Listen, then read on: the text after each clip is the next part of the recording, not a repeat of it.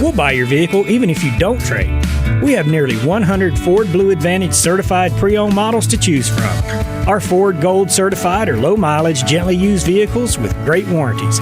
They've passed a 172-point inspection by certified technicians, come with a 24-hour roadside assistance, plus a full tank of gas and a fresh oil change. It's the perfect time to trade in and trade up because your vehicle is worth more right now at Woody Anderson Ford. Corner of Jordan Lane and Sparkman Drive. Hope to see you soon.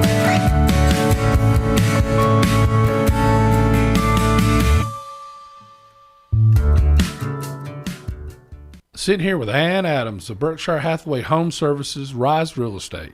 Is it a good time to sell your home, Ann? Yes, it is. We have people relocating from all over the country. Why should we choose Rise Real Estate? Well, we've been selling real estate in North Alabama for 36 years and have sold more real estate than any other real estate company, period. Do you help your customers through the entire process? Yes, our agents are with you during the whole process from start to finish, from beginning to end. In your relocation services, you have a whole team. Yes, we have a dedicated relocation department helping customers move seamlessly into the area. Ann Adams has been writing contracts for the last 36 years. She has the experience to help you list and sell your home, downsize your home, or help pick the perfect spot north of Alabama for you to build a future. Call Ann Adams at 256-337-2625 or on the web at www.bhhsriserealestate.com.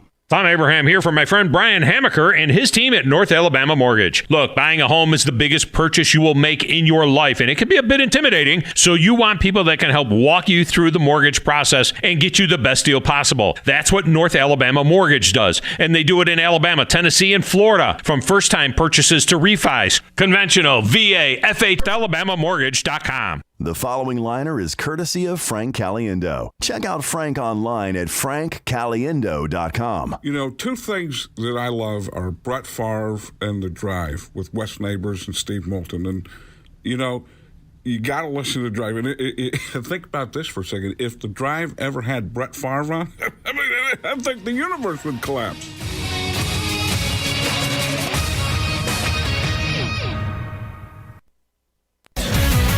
WZZN, Union Grove, Huntsville, Alabama. 97.7 ESPN, The Zone. At a wreck on 231 at Union Grove. They're just clearing on that one. Pulaski Pike and Carter's Gin's working 65 northbound near Elkton, Tennessee, just north of the Alabama-Tennessee line, still working. And we got a wreck in Huntsville, Ole, Monrovia, and Bishop. That one's got an injury reported. Popeye's three-piece snack, $4.99 with 3 pieces of crispy tender chicken and a buttermilk biscuit. Popeye's University in Jordan, 72 in Jeff and North Parkway. Captain Nick and the Popeye.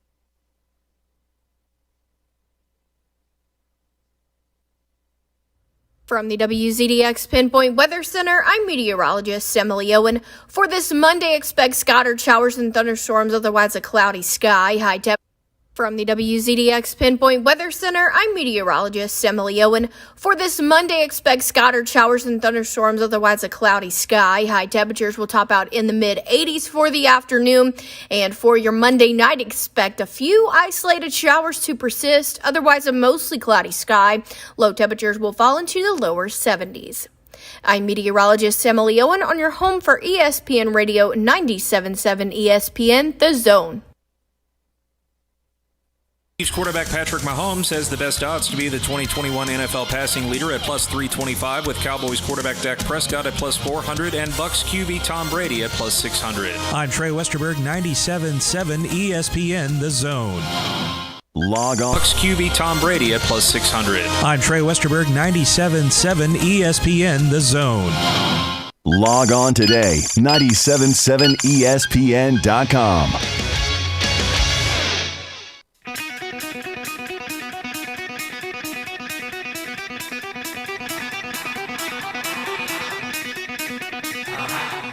Welcome to Talkin Ball with Scott Theisen and Drew DeArmond. Call into the Neighbors Wealth Management Hotline now, 256-576-4977. That's 256-576-4977. Now, here's Scott and Drew.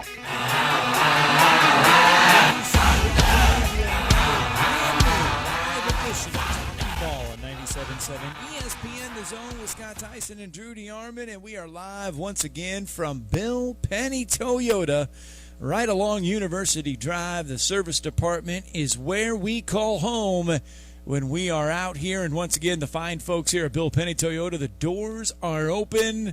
They are ready to service your vehicles Monday through Friday, 7 a.m. to 7 p.m., and then on Saturday, 7 a.m. to 5 p.m. Get on out here, get your car serviced. They can take care of all of your service needs here at Bill Penny Toyota. And while you're here, you might as well head on up to the showroom and test drive a Toyota, and you can have a chance to win $5,000, largest volume Toyota dealer in the state of Alabama. Get on out here, Bill Penny Toyota. And with that, we say welcome into a Monday edition of Talkin Ball. Boy, oh boy, we have got a lot of stuff to get through for the weekend, both Alabama and Auburn, and for that point, pretty much the rest of the SEC scrimmaged on Saturday. Georgia, Mississippi State, Ole Miss, LSU. We're going to hear, we'll try to hear from all of them. For sure, we're going to let you hear from Ed Orgeron, or Brian Harsin and Nick Saban from Alabama and Auburn. And then we're going to try to get you some Ed Orgeron, Lane Kiffin, Mike Leach, Kirby Smart, Jimbo Fisher. A busy weekend around the SEC. Both Alabama and Auburn going through their first scrimmages. What did we learn? What can you take away from first scrimmages?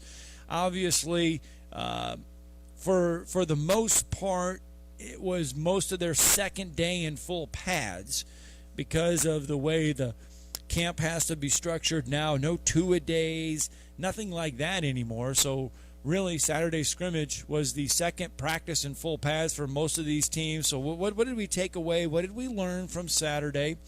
We have to start to break down the Alliance versus the SEC. And if you missed this, the Alliance, the Athletic broke this on Friday, and the Alliance is going to be, they're in early stages of making it, but where there's smoke, there's fire. The Alliance is going to be the Big Ten, the Pac-12, and the ACC versus the SEC in college athletics. Not just college football, but college football is where we center all of this around. But it's going to be the Big Ten, the Pac-12, and the ACC. Now, what it'll be is those three conferences will do some scheduling to beef up their resumes. But what will be the biggest benefactor of all of that? We're going to explain all of that in a little bit because it could change the landscape of college football. The Rose Bowl being the Rose Bowl once again when it comes to the possible college football playoff expansion. And believe it or not, the Rose Bowl wants special treatment once again. Now, the Rose Bowl, obviously we know in December or in September, October, later this year, the College Football Playoff Committee will convene, and they're going to discuss on whether or not to go to 12 teams. Well, the Rose Bowl has sent a memo to the College Football Playoff Committee, and in this memo, and the thing of it is Andy Whitry obtained a copy of this memo to the college football expansion and laid, and in there, the Rose Bowl laid out what it wants from the college football playoff expansion, and it's just crazy. The Tennessee Vols announced they will unveil statues of 4 players. One, of course, ties to Huntsville, and you got to ask yourself, it's about time for this. It should have happened a long time sooner. And Major League Baseball talk, Atlanta Braves stay red hot, and they're showing in the National League standings. So as I mentioned, we got a slew of topics this morning. It all starts with you, 256-576-4977. That's the number to the Neighbors Wealth Management Hotline. And in about 3 weeks, we will have the start of the college football season. When we sit here, we will be breaking down the results of Alabama, Miami, Auburn, Akron, and the rest of the SEC. But today we sit here and we break down first scrimmages because it was a rite of passage for some. For veterans, it was picking up the old hat and putting it on once again. First scrimmages over the weekend for both Alabama and Auburn.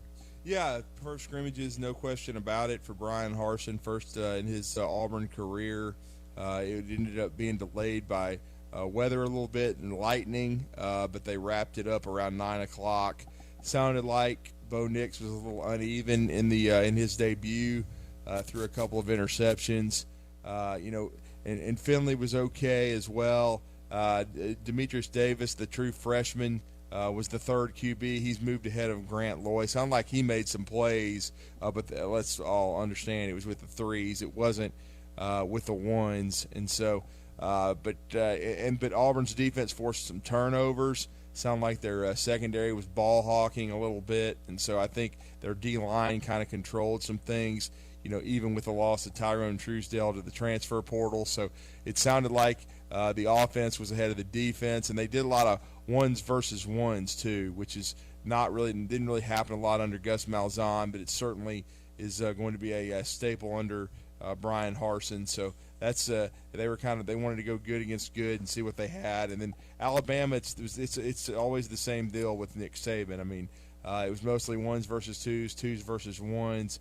You had Bryce Young with 3 touchdowns. He did throw 1 interception to Terrion Arnold, the true freshman from Tallahassee, Florida. Had another. There was another pick too with Jalen Milroe getting picked off by Jaquez Robinson.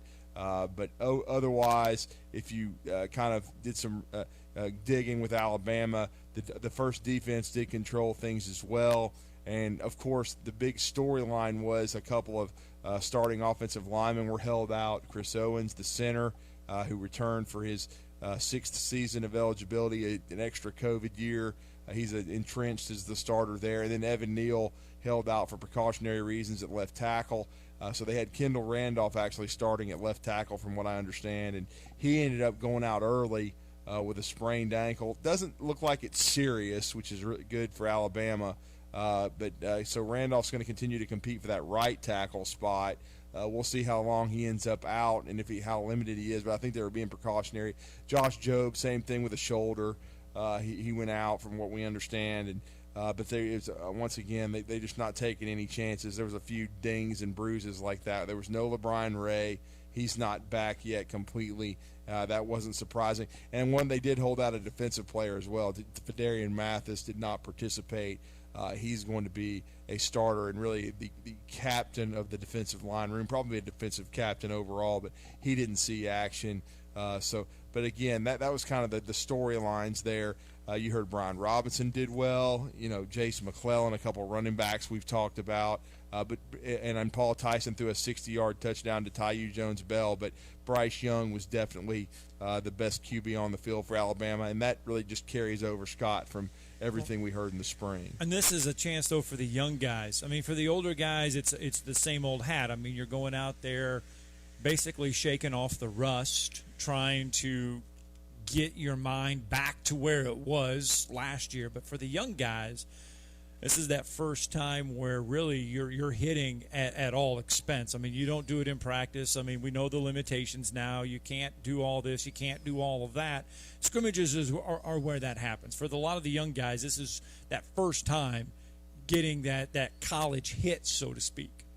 Yeah, it is, and and a lot of young receivers played well. Tyu is still a young guy; he's just in his second year. But we heard JoJo Earl had a touchdown catch from Bryce Young, so he's already beginning to assert himself in the slot. He's a true freshman. Did not enroll early from Aledo, Texas. He was a former high school teammate of Jason McClellan's. Cameron Latu, who's gotten a lot of buzz since the spring, he also had a touchdown catch from Bryce. From what we understand. And then a guy that we've talked about and we've had people ask us questions, Trey Sanders had in red zone and 2-minute work, had about a 18 to 20-yard touchdown catch and ran the ball well also.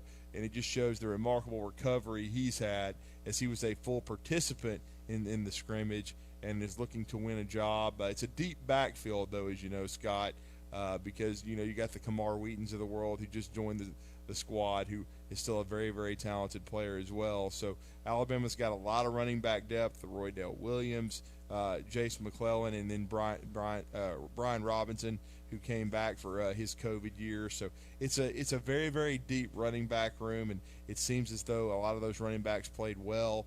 And so, but even though the defense led the way, and you would expect it to at Alabama, just like Auburn, because Alabama has a lot of experience back.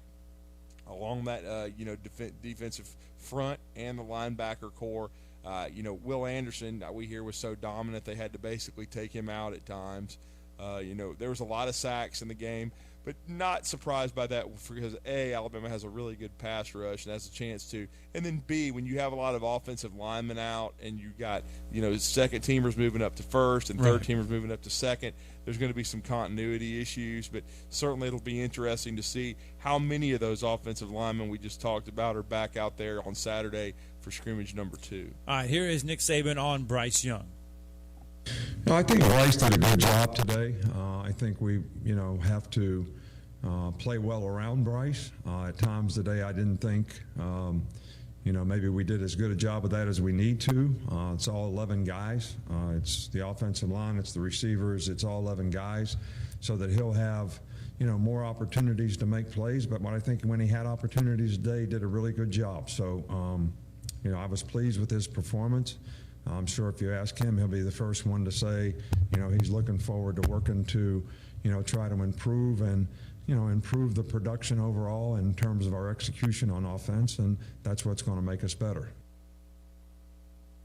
That's Nick Saban on Bryce Young's performance. Obviously, they'll spend today, or they spend yesterday, going back, looking at the tape and breaking it all down, and I'm sure not only Bryce Young, but there'll be a lot of guys that'll sit there and be like, felt like they maybe left something out there. But that is the thing. It's the first scrimmage. And so this is where you learn and you correct a lot of those mistakes. Yeah, absolutely. There's no doubt about it. I mean, they as Coach Saban said, there were some mistakes made, but that's a first scrimmage. You're far from perfect at this stage as a football team. You want to get better every practice, get better every scrimmage, get better every rep. And so certainly there's going to be needed improvements by everyone. He made special mention that he thought Bryce played well, but that maybe they didn't execute around him as well as they should have at times, and that can help a quarterback out. So certainly we'll look to see how much of this stuff they can get cleaned up going into the second scrimmage. But if you look at Bryce's numbers, he's been very productive in each and every scrimmage, and that's going back to spring practice. So he's definitely asserting himself as the de facto number one. It's not close, but there has been some progress from Paul Theisen, which is good because they don't have any experience at all behind Bryce. Paul Theisen has not appeared in a game yet in his Alabama career, and we know Jalen Milroe hasn't. We've heard a ton of good things about Milroe's athletic ability, but he's certainly still learning how to play the quarterback position. But again, as you said, Scott, they got some things to work on. That's not surprising. And the biggest thing, what we said on going last week and going especially coming out of Friday, is you don't want injuries. And what we mean by that, season-ending injuries. And to our knowledge right now, everything was there were some nicks and bruises and some sprained ankles and things of that nature, but nothing that looks as though it was a severe injury to the point where you might lose a player for an extended period of time. All right. As you mentioned, Brian Harsin, the Auburn Tigers, they went through 100 plays, approximately 100 plays down there inside Jordan-Hare Stadium Saturday night. Here is Coach Harsin evaluating his first scrimmage as Auburn head coach. Yeah, solid at times. I think this, a little inconsistent. I stand back and just know my vantage point here. I stand back behind the offense, and I get to see the quarterback. I get to watch the O-line. I get to watch the protection in the backs. And so, I kind of see every little thing, and I'm pretty critical of that group. They did move the ball. We ran the ball. They did come off the ball. They did strike. We missed some blocks in there. We just flat out missed them. It wasn't, and it was really just, we got to communicate it. So those things, we have to correct. A couple penalties that we had, some false starts that, we'll get corrected. We need to address and continue that moving forward, and they'll see that. But overall, there were some good things that they did better in pass protection. I thought we were able to run the ball and get downhill in the scrimmage, so there was some positive that way. And I think for the O-line, it's always about consistency. You just, when you've got the D-line right up in your face and you've got guys trying to get off and penetrate, like we're going to see. You know, you got to be really, really good up front. And, you know, I think our O-line is improved.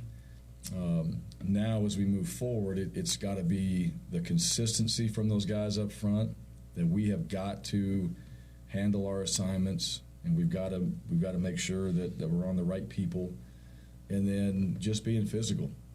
You know, at the end of the day, just being physical. We got to come off. We got to strike, and we've got to be able to move the line of scrimmage to be able to run the ball the way we want to, and we did that at times.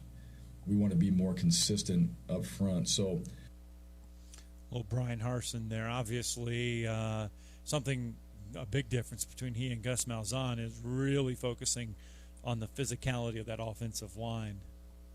Something we didn't hear. I mean, we didn't hear that a lot from Gus over the past couple of years. Well, I mean, it's just a different style. They both were ground-oriented guys. Gus Malzahn did it with a lot of misdirection and spreading things out, different style of offense. This is more of a pro style, completely different system that Gus Malzahn that coached at Auburn, that what Brian Harsin's installing. So there's going to be some hiccups. There's going to be, some bumps in the road. It's easier to install a spread system and change from a pro style than it is to go in the opposite direction, just because it's completely different.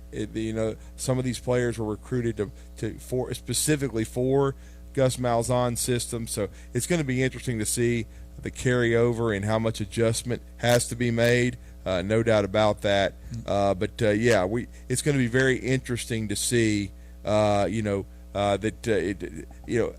Bo Nix and his progress, these receivers. Actually, and I'm going to ask this to Jason Caldwell, who's going to join us in the second hour, heard some positive things coming out of the scrimmage from Auburn's receiver core. I mean, there's been a lot of questions about them. A lot of it's inexperience. I don't know if it's really talent, but it sounded like Demetrius Robertson had a nice scrimmage, made several catches. Of course, he's the transfer from Georgia who just got there just several days ago. He really hasn't been on campus that long, Scott, due to having to finish up some academic responsibilities with the Bulldogs. But, yeah, you heard some good things. And the biggest thing, too, is with the buzz, I don't think Auburn had any injuries as well. So that's the things that I think matter the most, no doubt. Let's get out to the Neighbors Wealth Management Hotline. Richard with us this morning. Good morning, Richard. Oh, got lost. Hey, Richard, how are you, man? Yeah, hey, guys. What's up? I got a punter question for you. I knew about the punter from Troy. I didn't even know about the kid from Australia. If you have any information on the punter from Australia, that's trying to win the job at Bama. Yeah, his name's James Burnup. He comes from the same Australian program that has kind of been a pipeline to Division I football and LSU and things of that nature. He's a freshman, Richard. He was, a late addition to the roster, really after Jack Martin of Troy, and those two seem to be the favorites for the punting job. From what we understand, Burnup had a really nice scrimmage, and he punted. He rugby punted. He punted, of course, in the conventional way, and he did a nice job. And as Nick Saban said, we're not trying to teach him to play football. We want him to punt, and so he's been punting for a while. And so it sounds like the transition was pretty smooth. Really, Alabama's had trouble, filling the shoes at punter since J.K. Scott moved on. It's been very uneven. So Burnup took some steps forward. It'll be interesting to see if that continues heading into scrimmage too. Yeah, I do. I hate to say this. I have a feeling we're going to punt a little bit more than we have the last few years. So that's why, like J.K. Scott could turn the field on people, with 55, 60-yard punts. You'd love to see that versus the old 28, 30-yard punts we had for a couple of years there. Yeah, exactly. If you remember back in several years ago when Mississippi State was number one in the country and had that great year under Dak and Dan Mullen, I think it was 2014. J.K.'s punting basically flipped that game over. He did a great job early in the game because it was a lower scoring football game because both teams were really good defensively, and Alabama was able to win that game, I think 26-20. But there were some J.K. Scott punts where Alabama was a little bit backed up that really flipped the field. and gave Alabama an edge in the kicking game. And you're right, since J.K.'s graduation and moving on to the Green Bay Packers, it's not been nearly as good. No, that's what I saw where J.K.'s on the hot seat a little bit in Green Bay. Mm-hmm. Well, it's a year-to-year thing, man. Yeah. You've in the NFL, it's not for long, especially for specialists. If you have a bad training camp, or if you get injured and they bring in someone else that a lot of times it does the job, unless you're an Adam Vinatieri or someone that they've got a lot of money tied up into. You have to do your job, and each and every year it's almost like a tryout. No, I just wanted to know more about the punter. Like I said, it just caught me off guard, when I saw his name, and I just assumed the guy at Troy was going to win the job hands down because there's almost no competition. Mm-hmm. Well, it's a good day for Alabama because it looks like they may join that Australian pipeline, and there's been a lot of good ones that have made an impact in college football, a lot of them going on to punt in the NFL, and if this young man continues to ascend and continues to produce, he could be next. So certainly Nick Saban go ahead. About the rugby punt is a lot of times if you have a bad snap or something, those guys can kind of pull it out because they're used to running and punting versus somebody say like J.K. Scott that's used to only punting one way. So if you do get a bad snap or something, these guys, like I said, a lot of times they'll still get a 20, 30, 40-yard punt off because they're used to sprinting around out there. Yeah. All right, Richard, hate to do it to you, but we are up against a break, man. Yep, see you guys. All right, thanks. Let's get our break in. When we come back, I'm going to bring in our first guest of the morning here on our Monday edition of Talking Ball live from Bill Penny Toyota.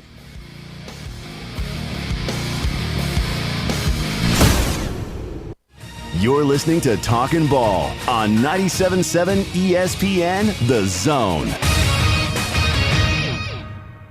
At a wreck on 231 at Union Grove. They're just clearing on that one. Pulaski Pike and Carter's Gin's working 65 northbound near Elkton, Tennessee, just north of the Alabama-Tennessee line, still working. And we got a wreck in Huntsville, Old Monrovia, and Bishop. That one's got an injury reported. Popeye's 3-piece snack, $4.99 with 3 pieces of crispy tender chicken and a buttermilk biscuit. Popeye's University in Jordan, 72 in Jeff and North Parkway. Captain Nick in the Popeyes Skywatch Traffic Center. Take your taste buds back in time with a trip to the all-new Bubby's Diner, offering a variety of mouth-watering food, from delicious starters to 50-style diner food and meat and 3 meals, featuring owner and Huntsville native Chris Bubby Belcher's family's homemade recipes. Open for breakfast, lunch, and dinner at 8412 Whitesburg Drive in the former Gibson's Barbecue. And you can enjoy $50 worth of delicious Bubby's Diner food for half price with this week's Zone Deal. On sale now online at 977ESPN.com. This is Wes Neighbors talking to Chris Haygood of Bob Wallace Appliance. Chris, what sets you apart from other appliance dealerships? Wes, these appliances are going into the most used room in your house, your kitchen. The way we have these appliances displayed, it's easy for you to visualize how they'll look in your home. Wes, what sets us apart is the people. They're well trained. In fact, they live and breathe these appliances. And if you need service, you'll really appreciate our parts department. Contact Bob Wallace Appliance at 256-533-2121. If you're ready to lower your utility bills, it's time to call Eagle Insulation. Eagle can handle it all. Attic re-insulation, insulation removal, wall insulation, and new construction insulation, commercial and residential. Our primary goal is to save you money, and lots of it. Typical clients realize their return on investment within 3 to 6 months. That means the re-insulation actually pays for itself and then some. See if we can help you. Contact Eagle Insulation today, 256-755-1556, or log on insulatewitheagle.com. When you call most roofing companies, all you'll hear is, you need a new roof. Not when you call Fleming. At Fleming Roofing and Restoration, we're focused on your needs, whether it's an easy repair or a full roof replacement. Folks around here have trusted Fleming since 1965 for all their residential and commercial roofing needs. And as the area's storm damage experts, Fleming knows all the ins and outs of the insurance claims process. Log on FlemingHSV.com to schedule your free estimate today. Fleming Roofing and Restoration. We show up. Chad, cue the cheesy Italian music. So you're in charge of the dinner spot, and the family is a hard group to please. Dad wants award-winning 21-day age certified Angus beef.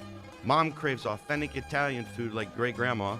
Sissy pretty much won't eat anything but fresh seafood, and old life of the party Uncle Walter likes to enjoy a cigar after dinner with some live local entertainment and some killer cocktails. So you think you're in a pickle? Well, you're not. Relax. I'm Tom Chapman, chef at Nick's Ristorante at 10300 Bailey Cove Road, just south of Weatherly.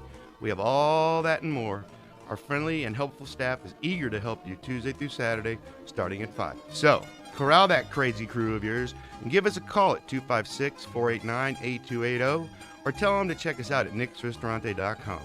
I promise you, the gang will all think you're a culinary cruise director of awesomeness if you take them all to Nick's. See you soon. Ciao. Okay, Chad, kill that music. Nick's is for patrons 19 or older. At Mr. Sparky, we're America's on-time electrician. Do you value professionalism and punctuality? Want to learn from and work with the best pros in the electrical industry? Then you're just who we're looking for. Mr. Sparky is seeking hardworking, committed, and trustworthy individuals. With industry-leading salaries, benefits, and growth potential, we also provide ongoing training. So come join our team at Mr. Sparky. You don't have to put up with any malarkey. Call 888-8-SPARKY. An equal opportunity employer. From the WZDX Pinpoint Weather Center, I'm meteorologist Emily Owen. For this Monday, expect scattered showers and thunderstorms, otherwise a cloudy sky. High temperatures will top out in the mid-80s for the afternoon. And for your Monday night, expect a few isolated showers to persist, otherwise a mostly cloudy sky. Low temperatures will fall into the lower 70s. I'm meteorologist Emily Owen on your home for ESPN Radio 97.7 ESPN, The Zone. Coming up next, it's the Tom Abraham Show with me, Tom Abraham. Now back to more Talkin Ball with Scott and Drew.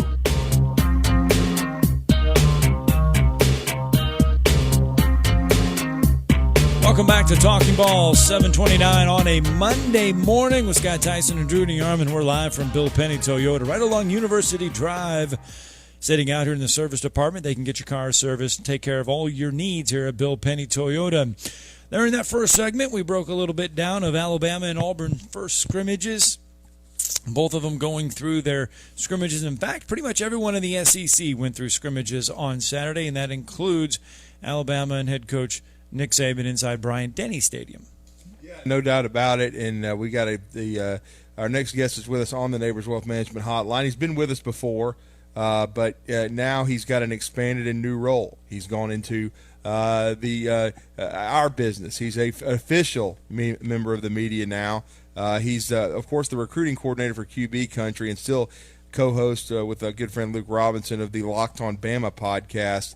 And of course inside the Crimson Tide on Sports Talk 99.5 on Thursdays and Fridays. But the big role that he's taken on is as lead analyst for the new On3 Sports Bama website, Bama On 3, and Jimmy Stein will now join us to talk some Alabama football on the Neighbors Wealth Management Hotline. Jimmy, I hope I hit everything. Welcome back to Huntsville. You're with Drew and Scott. Good morning to you, brother. Hey, good morning to you guys. I appreciate you guys having me on. And yeah, it sounds I sound pretty busy from that intro. Yeah, no doubt, Jimmy. You're definitely a busy guy. And how's it been so far? The first few weeks of Bama On 3. I know there's a lot of competition out there. There's a lot of networks. I know this is a new one for us with On 3 Sports. But how's the transition been so far? Oh, it's been great. I mean, the thing about me, personally, is I just like to talk ball all day, like you guys do every morning up there at Huntsville. I just like talking about Alabama football and college football, pro football all day long, particularly the Alabama football program, and that's what's fun to me. Just the subject matter of what we're doing on 3 all day long. We got a small group right now. It's going to expand greatly, in the future. But anything that is kick-started and run by Shannon Terry, that was the draw for me. I'm a big fan of all the work Shannon Terry has done in his career, building Rivals.com from scratch, building the 24/7 sports network from scratch, and now it's On 3. And all I needed was Shannon Terry's involvement, and I was in. Mm-hmm. Well, keeping you busy was Alabama and is Alabama. And Saturday, they go through their first scrimmage of fall camp. Only, day 2 of full pads and going through a scrimmage, but nonetheless, a lot of guys performed well and still left a lot of room for improvement. Well, a first scrimmage, it's knocking the rust off a little bit, developing timing. It's the first real football action some of them have seen since their final high school games. For most of them, it was their first game-type action since A-Day. And so it's never going to be pretty. It's never going to be perfect. There's always going to be turnovers and mental errors and mistakes. You're also looking at new guys and new roles, new guys to college football, period. And so I doubt anyone that scrimmaged this past Saturday was thrilled with what they saw. But my understanding is there's a lot of encouraging things out there for Coach Saban and the staff to go over on the tape yesterday. And we'll see if it produced any starting lineup shakeups today. Yeah, you mentioned that about there could be some starting lineup shakeups. Clint Lamb does a great job as you guys, team reporter, beat guy. He's, of course, featured on the Czar show here weekly on the Tom Abraham show, and he's going to be out there trying to kind of see some of those shakeups. Potentially, we heard a lot of young wide receivers. That was some buzz coming out. Jimmy, certainly JoJo Earl had a touchdown catch, which is encouraging, and sounds like he was getting some time with the ones. And really, as far as the rooms go, wide receiver, I know – we know Slade Bolden has some experience last year, and of course we know John Mechie's going to be, we believe, the solid number 1. But there's a lot of competition in that wide receiver room right now. Yeah, there's really what I'm looking at is 2 spots, Drew. Right. And that's wide receiver 2, and what I would call wide receiver 4. I think we know, based on what happened last season, that John Mechie will be the go-to wide receiver. He's the guy that you would project to have the most targets and most receptions on the season based on what he did a year ago. And assuming good health, he missed the spring with injury, but appears to be 100% now. I think we know Slade Bolden is likely to play a lot in the slot, just as he did a year ago. He's got a ton of experience. He's on the leadership committee. He plays multiple roles. He can even take some snaps at quarterback. He was a quarterback in high school at West Monroe in Monroe, Louisiana. So I think he'll be the slot guy or basically fill a similar role that he did last year as wide receiver number 3. But that leaves, who's going to be the second outside guy with Mechie? Now that could be Javon Baker, who had a great catch. I think some of us on social media have seen a great catch he made on the goal line this past Saturday, which is not a surprise. People that have seen Baker in the past, I think his number 1 trait is his ability to catch the ball in traffic, which is tough. It's a tough thing to do, especially in this league full of future NFL defensive backs. But Javon Baker is fantastic in traffic. He's got strong hands, and he's a guy that could fill that role. But the guy I'm more curious about all the time is the transfer from Ohio State, Jamison Williams. He's probably the fastest guy in the receiver room, including newcomer like JoJo Earl. I think Jamison Williams is probably the fastest guy. He's got a lot of big game experience. He played in the national championship game against Alabama. I think Jamison Williams likely becomes that number 2 guy. Now, whether he is week 1 against Miami is yet to be seen. But I think Javon Baker, Jamison Williams, kind of the main guys competing for that number 2 role. If they don't win it, maybe you become number 4, but that's fine. Alabama generally, over most of the Saban era, has played 4 or 5 wide receivers in what I would call the first team rotation. I kind of got a chuckle out of Nick Saban because he was sitting there, and if you're the rest of the SEC or you're the rest of college football, you're probably like, oh my gosh, this can't be true. How can this be possible? When he says they have 8 or 9 guys that can play along the defensive line this year, I mean, you're thinking if you're the rest of college football, how can you even compete when you have 8 to 9 guys that can rotate in there along that defensive line and play at a high level? Yeah, Scott, that's kind of a key number. especially for people not too familiar with Alabama. But the fact is Alabama is returning 6 guys who have been part of the first-team rotation in the past. Talking about older guys like LeBron Ray and Phil Mathis. Now, LeBron Ray's been hurt, banged up. He's missed the first week of practice. It's possible he could return as soon as this week. Phil Mathis has played a lot the last 2 years. DJ Dale has played a lot the past 2 years. So you got those 3. In addition, Justin Aboigbe and Byron Young have played with the first-team rotation the past parts of the past 2 seasons. And there's newcomer Tim Smith, who was a freshman last year, who played more and more as the season progressed. I think it's easy to say you have those 6, but Coach Saban used the number 8 or 9. So in addition to those 6, who might be new to the first-team rotation, how about Jamil Burrows, who was a freshman a year ago? I think they're excited about him. Jamarian Latham, he was the MVP of the A-Day game among the linemen. He's a guy that could play some snaps.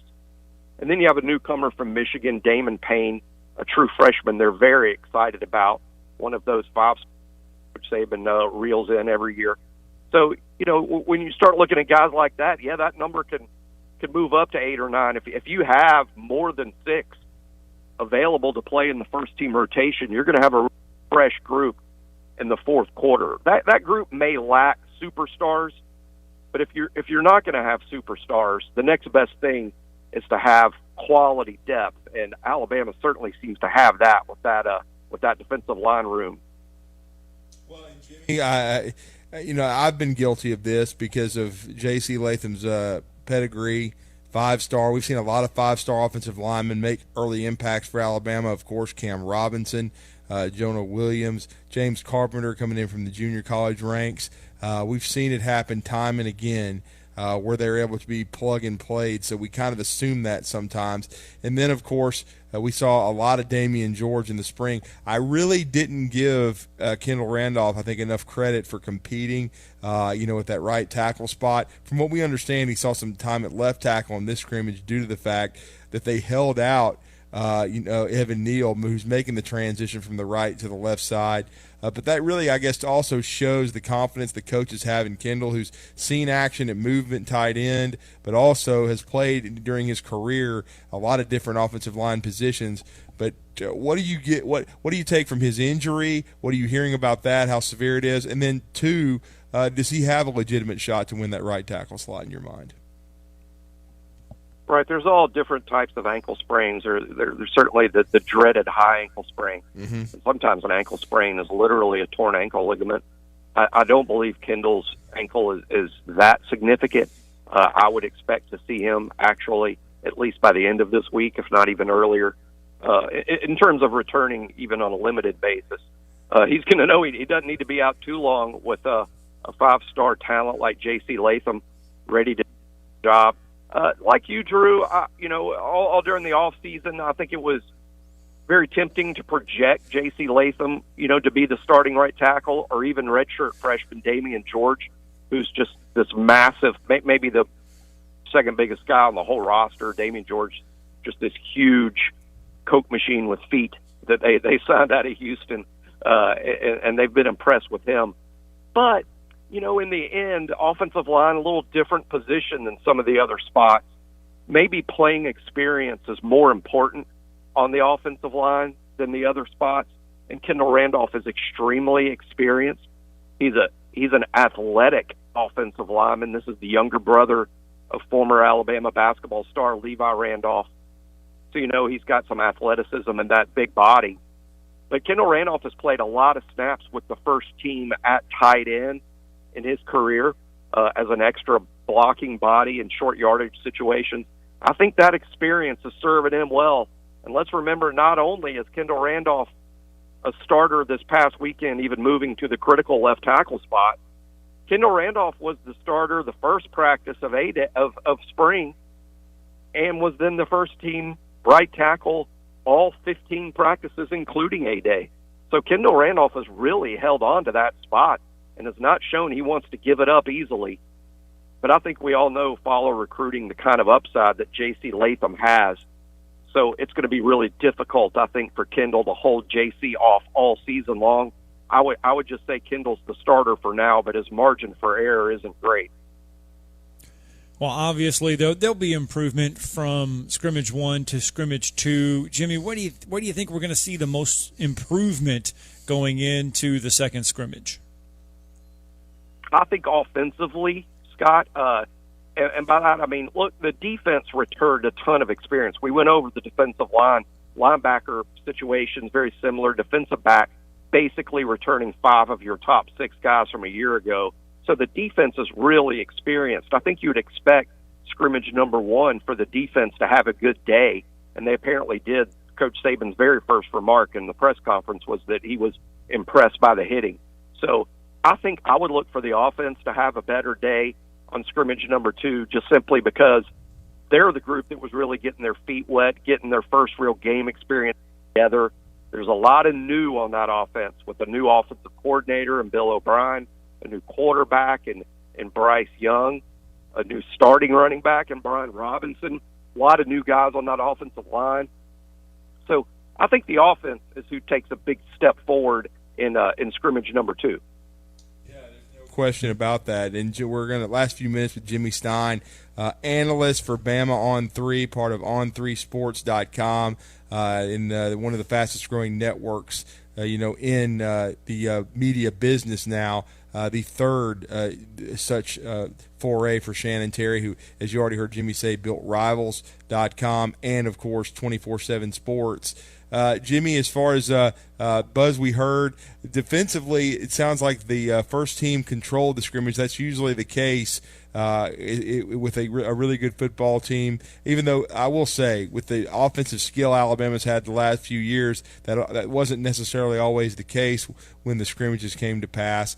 But defensively, the expectations should be high this year, I think, with all the continuity on the coaching staff.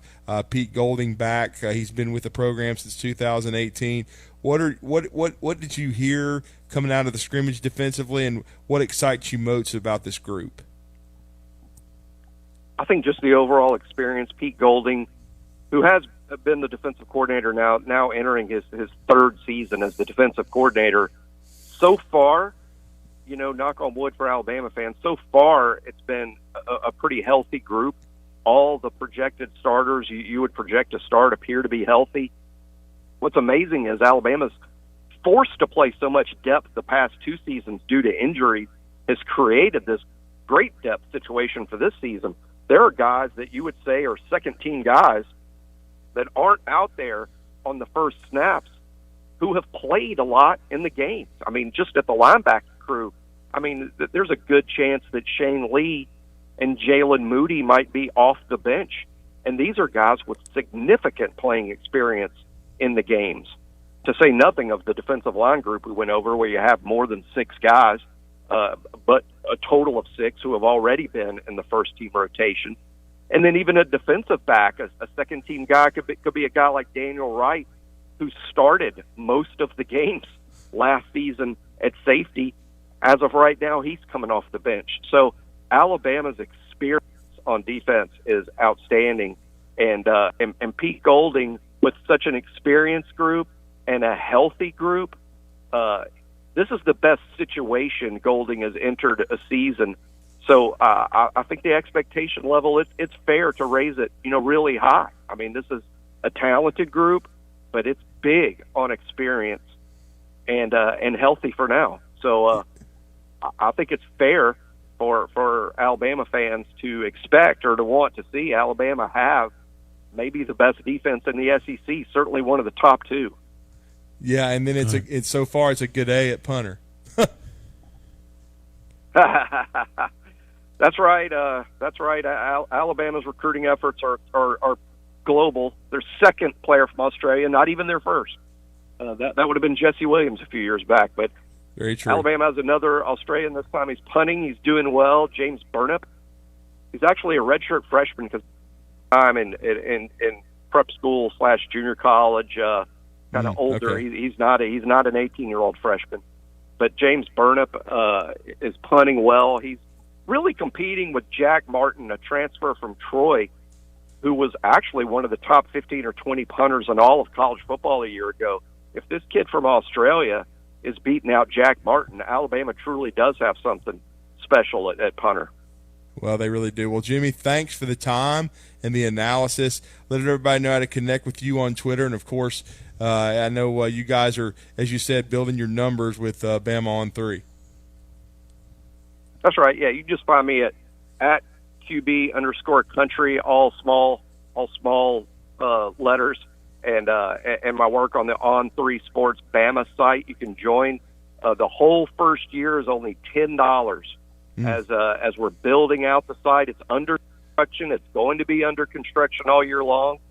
This is a brand new program, so they expect some bugs and some flaws. Everybody can help work us out by just joining for $10 for the whole year. But by the time the year is up, we're expecting it to be the largest, biggest, baddest Alabama site of all time.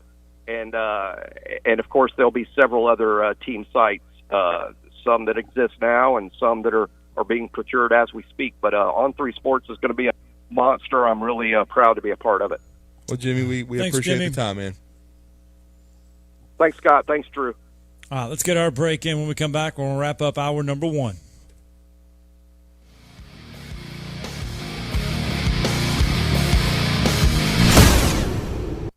You're listening to Talkin Ball on 97.7 ESPN, The Zone. Just got a wreck in Madison at Mill and Hughes. They're checking for injuries now. Old Monrovia and Bishop reported with injuries. We've had problems 65 northbound at Elkton. That's north of the Alabama-Tennessee line. Had major blockage with that wreck. From routine care to heart failure, Dr. Randall Burns and the team at Huntsville Heart Specialist have the expertise to care for all matters of the heart. Captain Nick in the North Parkway Popeye Skywatch Traffic Center. This is Wes Neighbors talking to Chris Haygood of Bob Wallace Appliance. Chris, what sets you apart from other appliance dealerships? Wes, these appliances are going into the most used room in your house, your kitchen. The way we have these appliances displayed, it's easy for you to visualize how they'll look in your home. Wes, what sets us apart is the people. They're well trained. In fact, they live and breathe these appliances. And if you need service, you'll really appreciate our parts department. Contact Bob Wallace Appliance at 256-533-2121. Orange is the color power of construction, the color of Kubota and Huntsville Tractor and Equipment.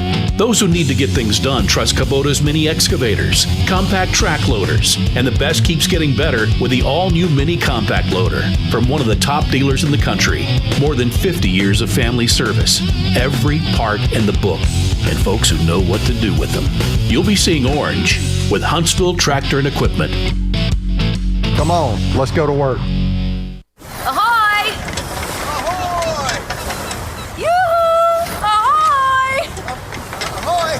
Ahoy! Ahoy there! Ahoy! Ahoy! Ahoy! Ahoy! In the name of the great Neptune, ahoy!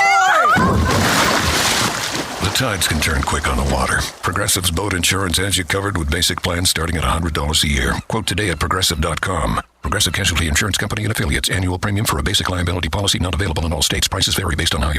Drinking coffee straight from the pot. Power move.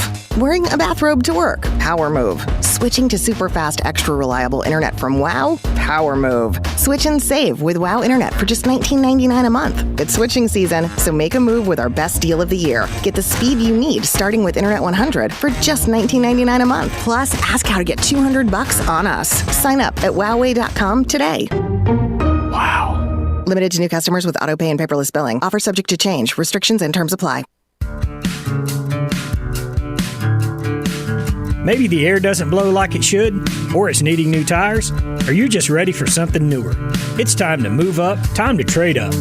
Bobby White back again for Woody Anderson Ford, and it's the perfect time to trade in and trade up because your current car or truck is worth more than you know. In fact, we'll buy your vehicle even if you don't trade. We have nearly 100 Ford Blue Advantage certified pre-owned models to choose from. Our Ford Gold certified or low mileage, gently used vehicles with great warranties. They've passed a 172-point inspection by certified technicians, come with a 24-hour roadside assistance, plus a full tank of gas and a fresh oil change. It's the perfect time to trade in and trade up because your vehicle is worth more right now at Woody Anderson Ford. Corner of Jordan Lane and Sparkman Drive. Hope to see you soon.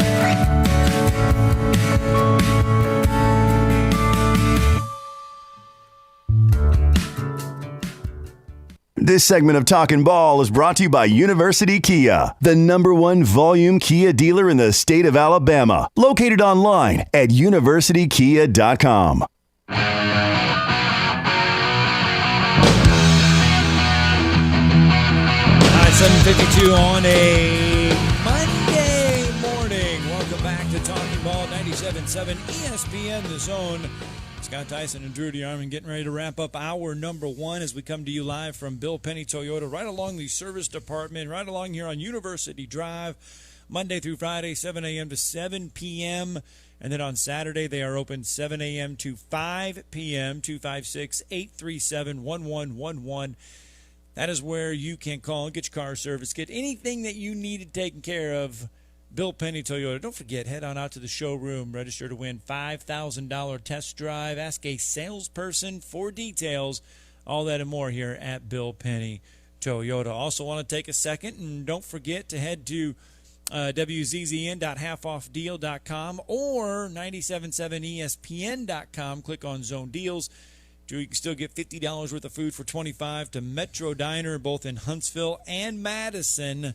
So make sure you get on out there and get you a zone deal as you start the week. Yeah, you can, no doubt. And Jonathan, those guys do a great job out near Highway 72, out near Madison. At that location, we were out there on Friday, and the zone deal is rapidly selling out. So get yours while you can. $25. A gift certificate for $50 worth of Metro Diner food, and you can also go to the Airport Road location as well. So here in Huntsville, and so both those locations do an outstanding job. Great breakfast, and you can have their menu in its entirety all day. So check out that zone deal, snag it, and go have some great food at the Metro Diner. Now, we talk a lot about the fact that Alabama, Auburn, and the rest of the SEC pretty much went through scrimmages on Saturday. We will hear more from some of those other coaches here in the second hour, but we would be remiss if we did not say happy game week, because this is the week the High School Athletic Association football will begin starting on Thursday.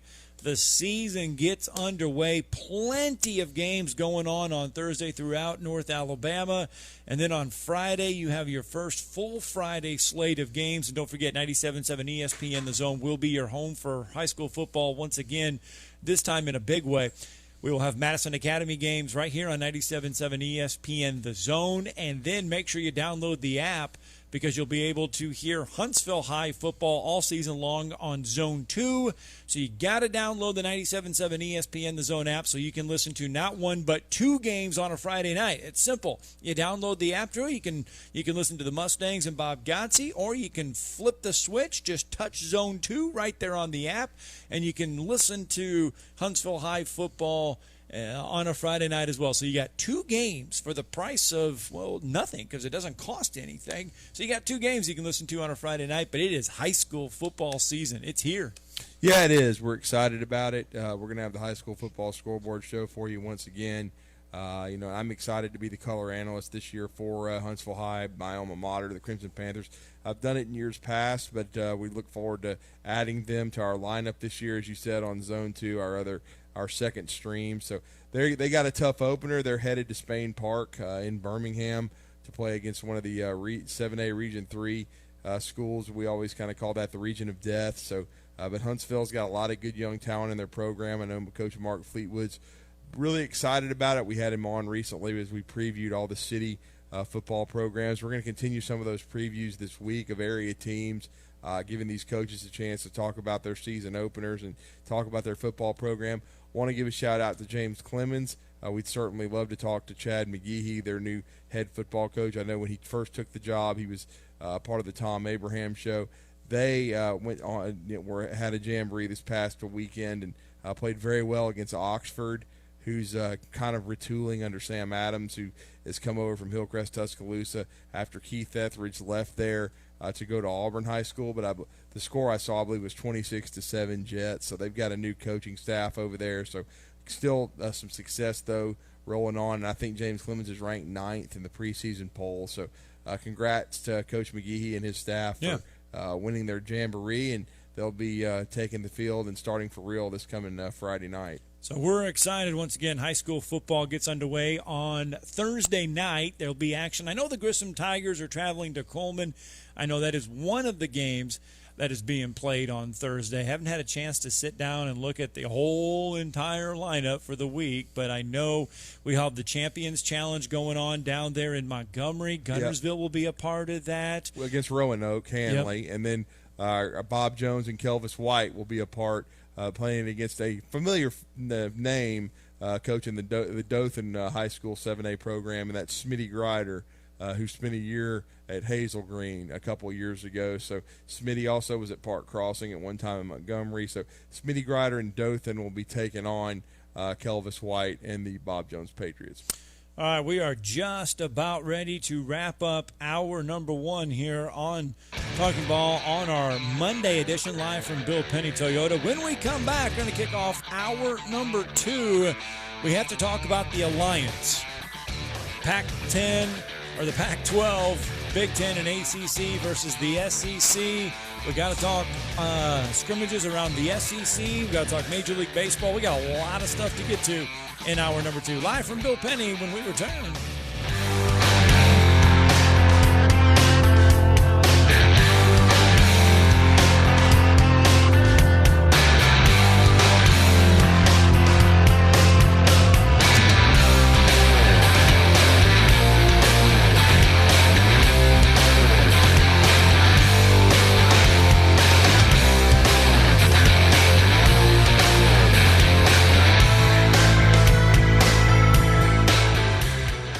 McCurry Motors is your car and van rental headquarters. You can rent the vehicle you need today. Family in town, sporting event, church function, no matter what your need, McCurry Motors has you covered with a wide selection of cars and vans available for rent. They have 12-passenger Mercedes Sprinter vans, 12-passenger Ford Transit vans, 15-passenger Ford Transit vans, and 15-passenger Chevrolet Express vans. They have 2 locations, Highway 72 in Athens or Max Luther Drive in Huntsville. Take your taste buds back in time with a trip to the all-new Bubby's Diner, offering a variety of mouth-watering food from delicious starters to 50s-style diner food and meat and 3 meals, featuring owner and Huntsville native Chris Bubby Belcher's family's homemade recipes. Open Monday through Saturday for breakfast, lunch, and dinner at 8412 Whitesburg Drive in the former Gibson's Barbecue. Drive-in, drive-through, carry-out, or curbside pickup with delivery coming soon through Grub South. Bubby's Diner, home of the donut. WZZN, Union Grove, Huntsville, Alabama. 97.7 ESPN, The Zone.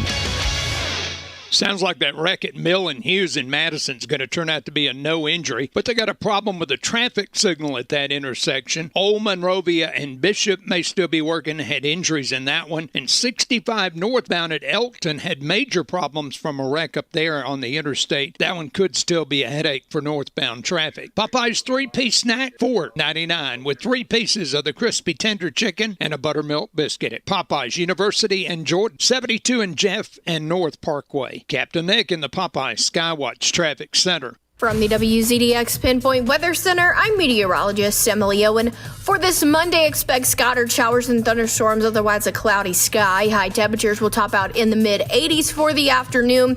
And for your Monday night, expect a few isolated showers to persist, otherwise a mostly cloudy sky. Low temperatures will fall into the lower 70s. I'm meteorologist Emily Owen on your home for ESPN Radio 97.7 ESPN, The Zone. This is Brent Musburger's VSiN Action Update on 97.7 ESPN The Zone. Simple Green is perfect for making your auto, RV, cycling, boating, and other sporting equipment look like new. Visit them at simplegreen.com. The start of the college football season less than 3 weeks away. Opening odds for the Heisman Trophy for 2021 have Oklahoma quarterback Spencer Rattler as the odds-on favorite, plus 550. Georgia quarterback JT Daniels, plus 700, and Alabama quarterback Bryce Young at plus 1,000. Chiefs quarterback Patrick Mahomes has the best odds to be the 2021 NFL passing leader at plus 325, with Cowboys quarterback Dak Prescott at plus 400 and Bucs QB Tom Brady at plus 600. The Braves with a 1-game lead in the NL East after a 6-5 win over the Nationals Sunday. They're at the Marlins starting tonight. Atlanta minus 155 money line. Marlins plus 135 over under 8.5. I'm Trey Westerberg, 97.7 ESPN The Zone. Log on today, 977ESPN.com.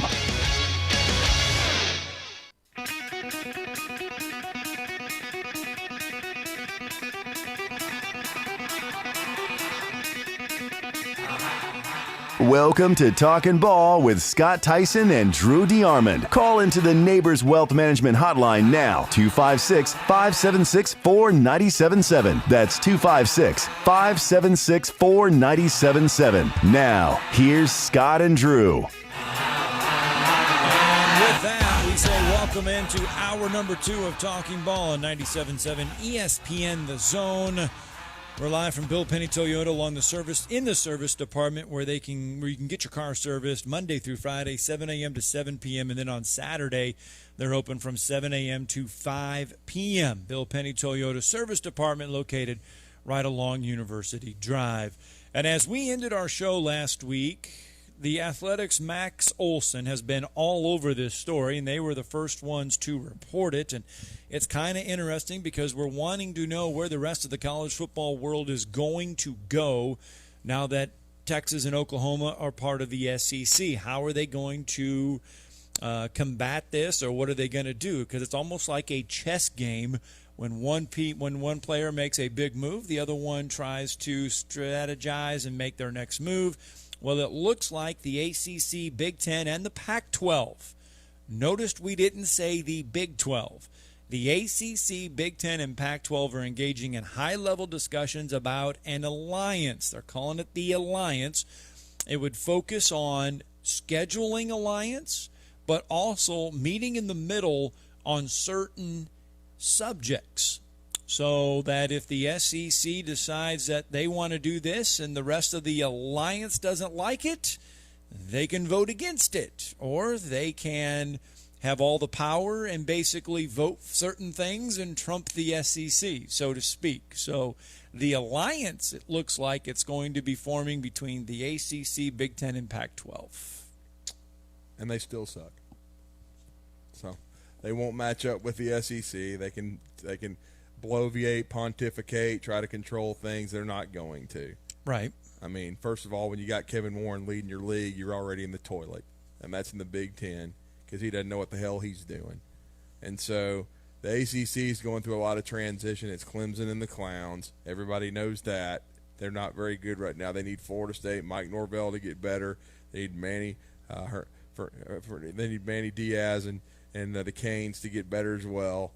Because those two programs in the Sunshine State, they have rich histories, and they need to help elevate the ACC. Right now, they've both been mediocre lately, and really Florida State's been bad.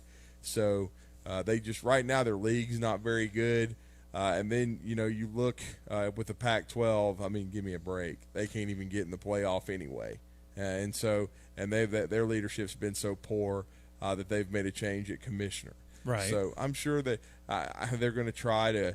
Head the SEC off at the pass. But, I mean, I still think it's chess, not checkers, and Greg Sankey's still ahead of them. And so, and the thing is, you would think that the ACC would be smart because them and the Big 12 were aligned themselves with the SEC during the COVID year, and everything for them came out much better than it did when the Big Ten and the Pac-12 just basically butchered their football seasons. I know the Big Ten got someone in the national championship game. We understand that, but they got shellacked.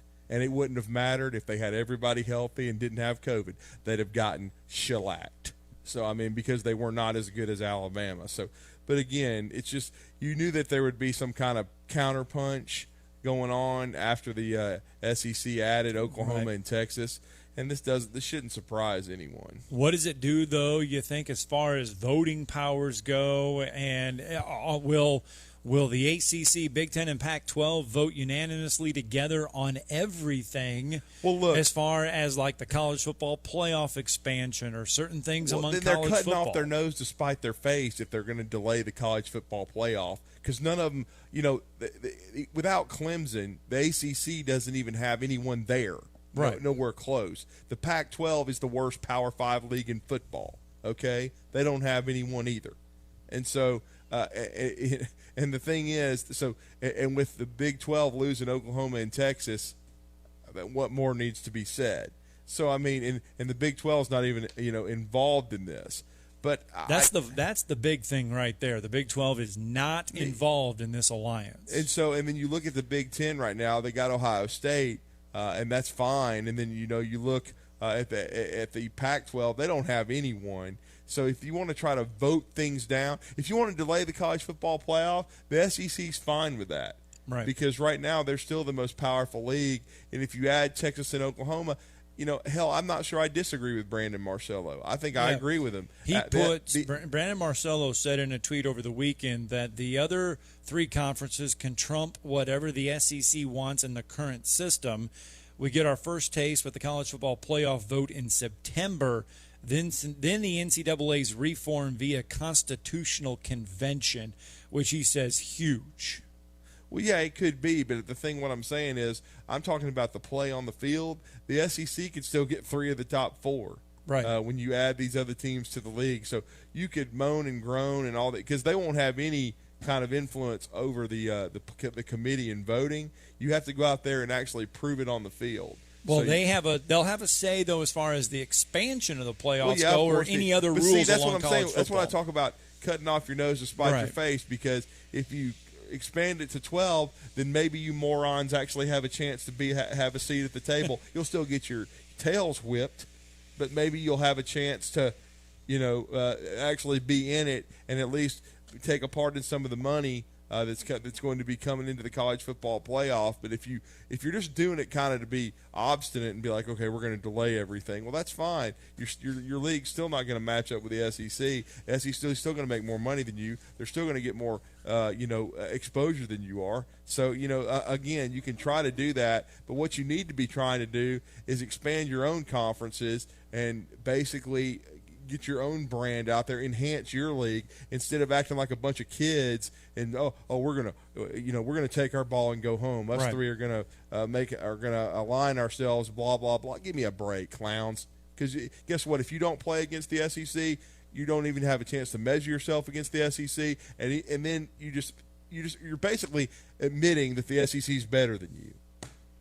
So the interesting move then will be, what does Bob Bowlesby do with the Big 12? Where does he go? Because, once again, he's on the outside looking in. He's going to have to scramble to find some teams to even stay in that Power 5 conversation, especially if these three form an alliance. Then you have the SEC, you'll have the alliance, and then you would have whatever the Big 12 wants to become. Matt Hayes from the Stadium put out a tweet over the weekend. He asked an SEC AD about the scheduling alliance between the three, and the AD told him, we'll play each other, they'll play each other, who wins and loses there. They do. The SEC is better football, and everybody knows it. In other words, it also makes you look like you're scared to play against the SEC as well. Right. Kind of grabbing at straws there. Because you're going to get blasted. This ain't basketball, everybody. The other big thing that goes along with all of that is the fact that the Rose Bowl. Of course. Can't wait to hear this. The Rose Bowl. Such relevance. Has once again gotten out and tried to get out ahead of all the college football playoff expansion, and they want a huge part in the new expansion. So much so that they put a list of demands together to the College Football Playoff Expansion Committee and sent this to them and said, this is what we want to have happen. Development of an independent media contract with the Rose Bowl game, its partner conferences, and a telecast entity for the annual quarterfinal game. So they want an independent media contract for the Rose Bowl so they can go out and get their own deal for the Rose Bowl. They want preferred access for the Rose Bowl game on an equal rotating basis to a Pac-12 or Big Ten available team for that round of competition. A most favored nation position among bowls and other venues for hosting the college football semifinal and championship game, and the proposed quarterfinal Rose Bowl game shall occur on January 1st annually in its historic telecast window of 4 p.m. Central Time following the Rose Bowl parade. I'm sure. Good for them. So the Rose Bowl wanting special treatment if the college football playoffs do expand. Well, and they are going to expand, and you knew they'd want special treatment. They've always kind of treated themselves as though they were better than others, even though at times the matchups were irrelevant, and the Big Ten was irrelevant, the Pac-12 was irrelevant, and nobody cared unless you were on the West Coast or in the Midwest, while everybody else was watching a national championship game. And you can have your Rose Bowl, but it doesn't mean anything when somebody else is playing for a real ring. But whatever, it's still a very traditional game. I understand that. But it's just kind of funny how all these, the Big Ten, the Pac-12, all these conferences are scrambling because, yet again, they're behind the SEC.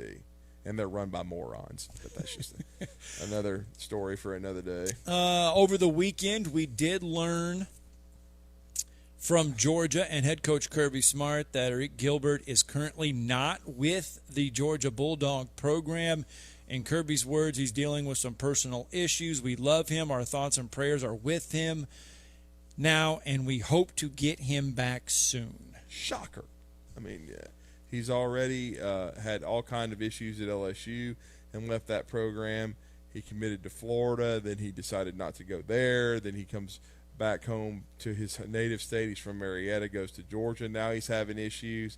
The kid just, he needs some help, man. I mean, it kind of reminds me of Antonio Alfano, who left Alabama, went to Colorado. Then we thought he was going to a junior college to play. He's listed as indefinitely suspended at Colorado. I mean, it's just, some of these kids, they have trouble going from a big fish in a small pond to a small fish in a big pond. In other words, a shark tank where you're having to prove your talent level, where you're having to produce every day. Obviously, Arik is having some issues. There's no questioning his talent. He made an impact last year at LSU, but again, it's one of those things where in hindsight, he probably should have gone to the University of Alabama, because I think they do a better job of developing players, especially offensively, than Georgia does. And before Georgia fans come at me with that stuff, look at the NFL draft, and that's all I'm going to say. And if you're not being honest with yourself, if you can't sit there and look at it and see that Kirby Smart has not done as good a job managing his roster or developing talent on offense. He just has not. And so hopefully, but maybe there were too many red flags for Alabama to sit there and say, hey, maybe. Well, maybe so. I mean, we don't want to take a chance with him. They certainly wanted to Reek out of high school, but now, coming out of the transfer portal, I mean, there's a lot of baggage there. You see a lot of these red flags pop up, and it'll give you a lot of reason for concern. And I've said this many times, Alabama's already got a player much like Arik, and that's Jaleel Billingsley.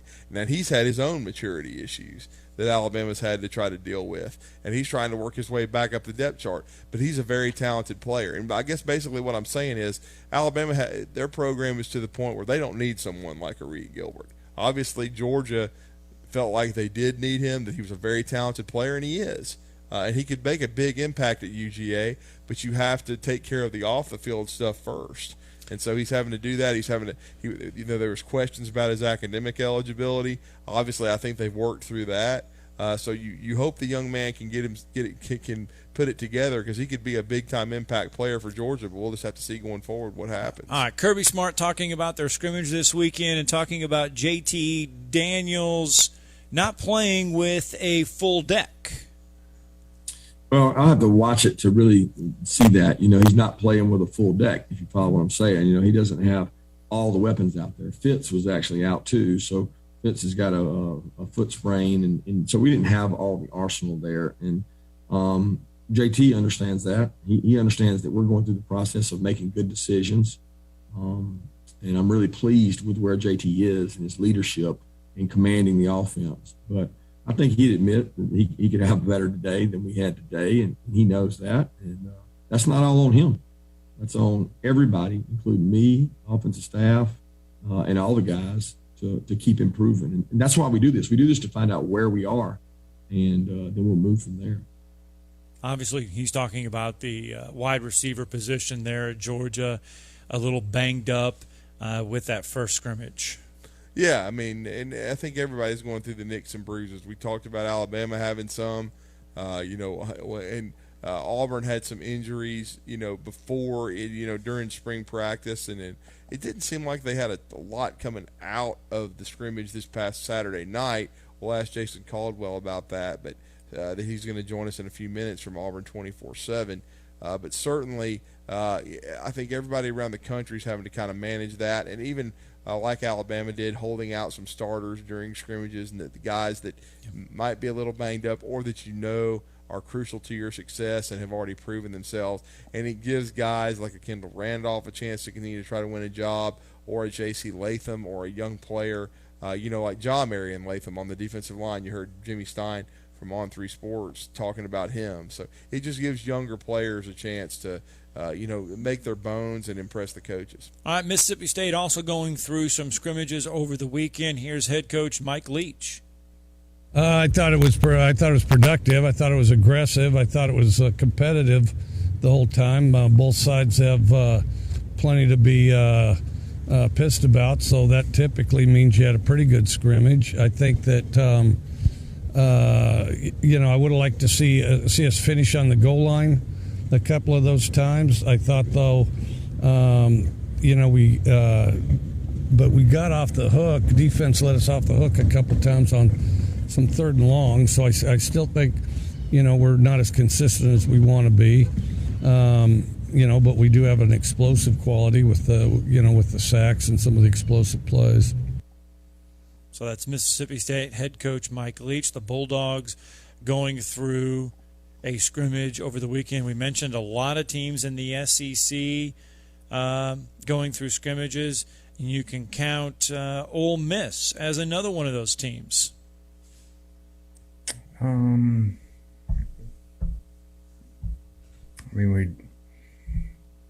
don't know really to single out surprises. I've mentioned before, we got a lot of young defensive backs that are in the mix. Offensively, a couple new slots, and Pearson, the Western Kentucky kid, has done a good job. And walk-on kid Vincent, that's a freshman, so good to see to create some competition. Lane Kiffin a little subdued there after the Rebels' first scrimmage. And then, Drew, finally we hit Ed Orgeron and the LSU Tigers. They, too, on the field this weekend for their first scrimmage. I guess we had a first scrimmage, preseason game number 1, Tiger Stadium. Outstanding day, a lot of hard work. Our guys had a lot of enthusiasm. There was a lot of preparation for the day. I thought our coaches did a tremendous job getting our guys ready. We mainly practiced 1st, 2nd, 3rd down and red zone. That was the emphasis of the day. It's the first day we tackled. We didn't tackle that much, but we had some live scrimmaging. I thought our defense tackled very well. We put a lot of pressure on the quarterback. Our quarterback stats were Max was 11 of 19 for 127 yards, 1 TD. Garrett was 11 of 17 for 225 and 3 TDs. Garrett made some big plays out there, scrambled around, made some big plays. Our young freshman made some big catches, and I thought that overall it was a great scrimmage, mostly dominated by the defense and the quickness of the defensive line. We had Ali Gay back. Joe Evans had a good day. Andre Anthony had a good day. Neil Farrell had a good day. Our guys ran around and played well. I got to give Corey Raymond, maybe the coach of the day, only had 2 corners out, and put a couple of other guys at corner. And we didn't blink. Those guys played very well. We gave up very few big plays with the first team.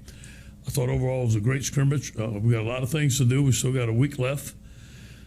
Short yardage goal line, all those things are going in, 2 minute, another week of camp. But we need to make a big improvement, especially in the area of protection. Anything there stand out to you from Ed Orgeron? Well, he's one of the few that gives out stats. I mean, that's what they always end up, people ask about. I get asked every year for Alabama scrimmages, whether it be in the spring or the fall, about stats, and you very, very rarely, if ever, get any from Nick Saban about that. It's usually just, he'll give you some injury updates. He'll tell you some guys that he feels like played well. But Ed Ogeron giving you some stats there, so that's interesting with the quarterback situation. But I think we all know that the QB situation at LSU's, I think it was somewhat of a competition, even though I think Max Johnson was the heavy favorite anyway. But with the unfortunate injury to Miles Brennan, and he's had a few of those, and you feel for him, that race is over. Speaking of quarterback races and being over with, Kentucky naming Will Levis as their starting quarterback. Mm-hmm. And shocker, Joey Gatewood is going into the transfer portal after not winning the starting job there. So Joey Gatewood can't win the starting job at Auburn, doesn't win the starting job at Kentucky, and he is on the move yet again. And he gone. So we talked to, John Hale of the Louisville Courier-Journal last week, and he seemed to point to very heavily to Will Levis being Liam Cohen, the OC, the new OC from the Los Angeles Rams, his hand-picked quarterback. So I wondered if, Gatewood would stick around and maybe be a utility guy, an all-purpose guy. That didn't happen. Nope. I mean, he's already gone. So, as Cecil Hurt pointed out of Tidesports.com and the Tuscaloosa News, he's probably now going to have to sit out because it's already, past the deadline. Unless he transfers down to like a North Alabama where he can play right away. If he shows up at Jacksonville State, even though they've already got a starter, but if he showed up at UNA or somewhere like that, maybe he could throw his hat in the ring. But if he wants to still stay in the Power 5 or Division I, he's going to have to sit out a year. Now he could use it as an extra COVID year. But again, I've always felt like Gatewood needed to move positions and switch. I think he's a lot of size, leaping ability, speed. I think he should be a receiver, honestly, and a jumbo athlete. I'm not sure he throws the ball well enough to be a quarterback. Now, he could be a utility guy, someone you could put in there as a like we heard Jimmy Stein talking about Slade Bolden, right? Taking some wildcat snaps. He could do that on like a goal line package. But I think overall, I don't think he's a Power 5 starting QB, and I think that's happened at two separate places. So his next landing spot is going to be interesting. All right. Speaking of Joey Gatewood and the Auburn Tigers, his former school / twice over. Let's take a break. When we come back, we're going to break down Auburn's first scrimmage of the fall camp with Brian Harsin. All that and more coming up to you live from Bill Penny Toyota.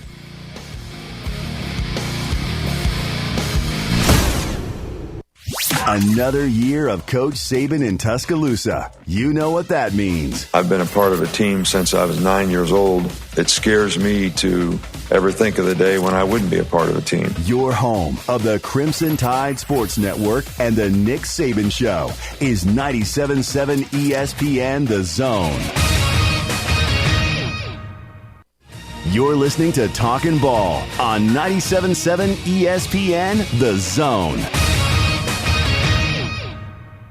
It's got a wreck on Winchester near Shields. That one may have a minor injury. One at Mill and Hughes in Madison turned out to be a no injury, but they got a problem with the traffic signal there. It's on flash. Have you tried numerous weight loss plans and nothing seems to work? Odds are your hormones are the problem. Find out with a free quiz at 2030huntsville.com. Captain Nick in the North Parkway Popeye Skywatch Traffic Center.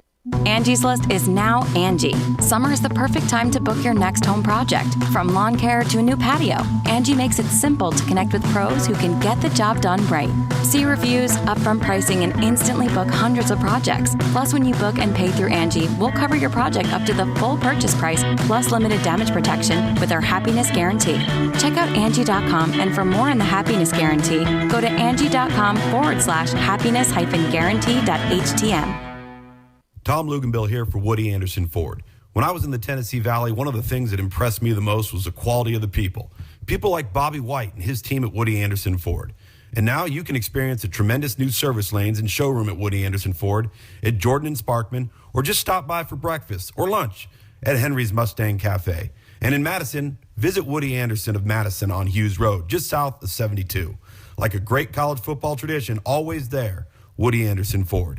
Tired of the same old menu options everywhere you go? Then you need to try Metro Diner in Huntsville and Madison. The award-winning Metro Diner serves up signature dishes like their Charleston shrimp and grits, famous fried chicken and waffles with strawberry butter, and lots more. Their entire menu is available anytime, breakfast, lunch, or dinner. And stop by for brunch on Saturday or Sunday and enjoy the lowest price mimosas in town. Airport Road, Huntsville, and Highway 72 in Madison. In diner or at home, make it Metro Diner. Two Maids and a Mop. That's all you need to know to clean house. Two Maids and a Mop is an award-winning company, bonded and insured. Hire them for yourself, or they have gift cards if you want to make someone else's day. Find out more online at twomaidshuntsville.com. A maid service worth talking about. Two Maids and a Mop take care of everything. They supply all the cleaning equipment needed. Call 256-883-6243. The only finger you'll need to lift is the one to call them.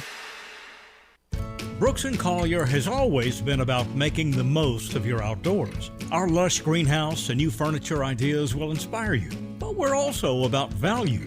Our brands are so handsome, they'll make themselves comfortable inside or out, and so well made, they'll weather the weather for many years to come. Our staff can consult you on the right choices, and Lucy for sure can show us the sofa that's the most comfortable. Make the most of your outdoors. Meridian Street and at brooksandcollier.com.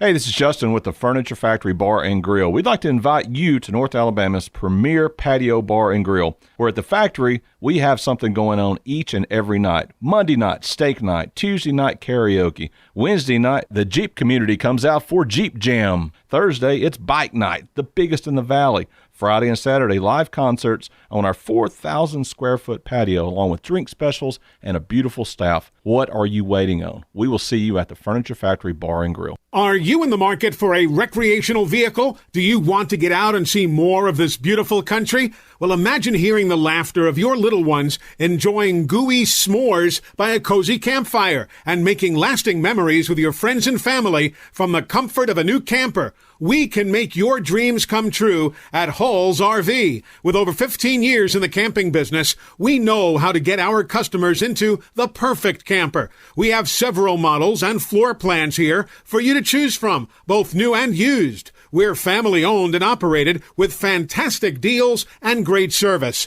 Everyone wants to work with people they can trust, so come on down to Hall's RV and get the deal of a lifetime. We'll treat you right and get you on the road in the camper of your dreams. Visit us on Highway 431 in Albertville. Hall's RVs, where we sell fun. Or see us on the web at www.hallsrvsales.com. This is Chuck Oliver. Listen to me coming up at noon today. Now, back to Talkin Ball with Scott Tyson and Drew DeArmond on 97.7 ESPN The Zone.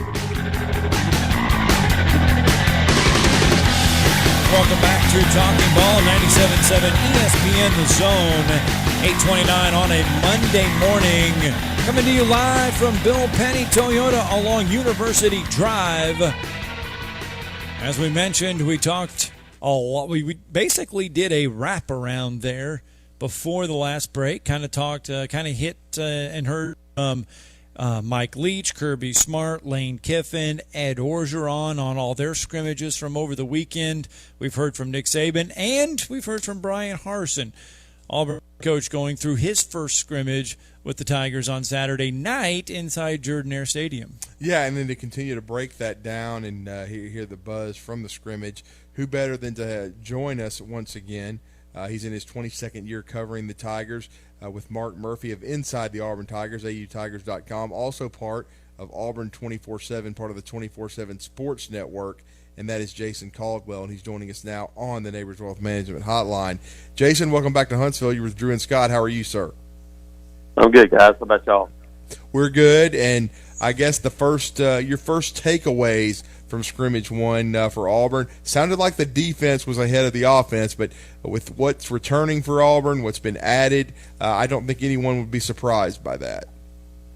No, it's not a surprise. And talking to former coaches, old coaches, they say, hey, that's kind of where you better be. Your defense better be right there. And I think especially when you're, new offense, new defense, it's much easier to hit the ground running and play defense than it is to execute, do things on offense. And it is a combination of things. I think you look at it at an hour break or hour delay before they got on the field, pretty wet conditions when they got out there, and then you're pretty limited in early on in camp what you're doing offensively. So the defensive guys probably seen everything you're going to do in the scrimmage, and they've probably seen it rep 50 times already. So it's hard to go out there and make a ton of plays on offense, but just from what we gather, line of scrimmage, that defensive line with Colby Wooden and Derek Hall and some of those guys were guys that were disruptive, and that's kind of what we'd expect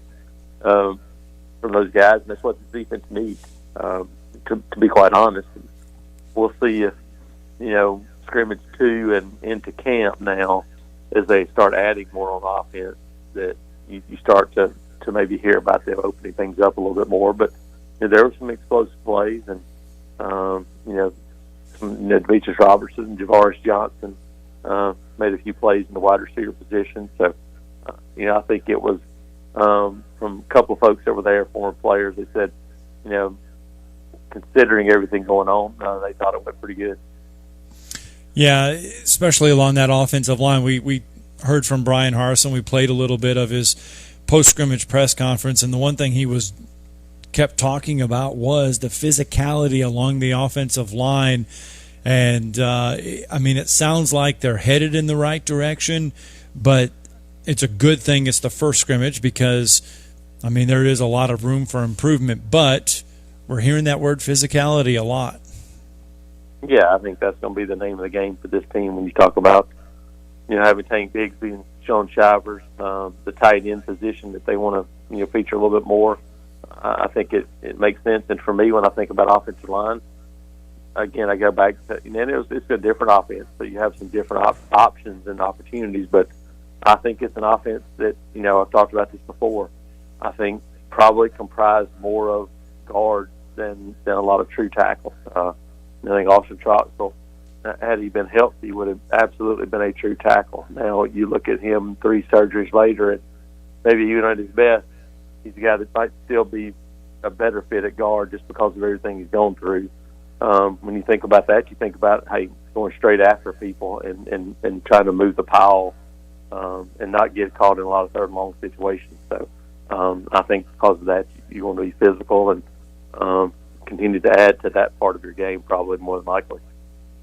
And, Jason, you mentioned Austin Troxell, the senior from Madison Academy. He's in a battle with Alec Jackson. Sound like there is not a definitive leader at left tackle right now?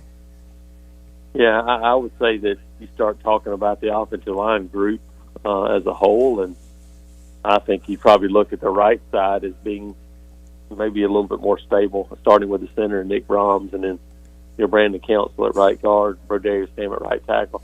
That's probably a group that's a little bit more stable at the moment. Left side, been pretty interesting. Jaleel Irvin has pushed returning starter to Sean Manning pretty good, and actually getting first team reps now. A kid from the Atlanta area that came in as a center, but has done a good job of continuing just to work and improve. And then you said Alec Jackson there. I wonder. If even if a guy like Killian Zaire starts to get a few reps just to see what he can do, with the first group, you could have a 3-man race there on that left side at left tackle before it's over with. But you got some experience in those first 2, and that's normally really, really important. I know he was talking about the defense and how they were able to do a lot of things. And yes, the defense usually at this point is ahead of the offense. But this Auburn defense, we focus a lot about how Bo Nix is going to improve, how the offensive line is going to improve. But this defense has a chance to be pretty good. Yeah, I think you look at the pieces in place and you start talking about, okay, what do you lose from last year? You didn't really have KJ Britt after the first game and a half, so you already had to replace him. You bring Chandler Wooten back, and you got Jacoby McLean and Owen Popo at linebacker, and some really impressive young guys that have stepped up their game. And so you start there. You lose to Quan Newkirk and Tyrone Truesdale in the middle, but you start going, okay, those guys were solid, but they weren't real playmakers. And so you got a chance to add more playmakers on the field in this defense. And you bring in a guy like Tony Fair who can handle the the job that really both those guys did. They were both wound up being kind of space eaters in the middle. But you have, Tony Fair in there, and you got some other guys. But you look at, to me, the chance to take steps forward for guys like Colby Wooden and Derek Hall and Zacchaeus Walker, and then junior college transfers, Marquise Burks, Trey Butler. You add in Lee Hunter on that defensive line. You look outside at Derek Hall, really came into his own last year. And then the surprise of the group could be a guy like T.D. Moultrie, just being back in a position to maybe where he can succeed a little bit instead of just being a true edge rusher. They got him at more of a drop linebacker guy that also rushes the passer and does some different things to use that athleticism, and bring in EQ Leota from Northwestern, kind of in that same role.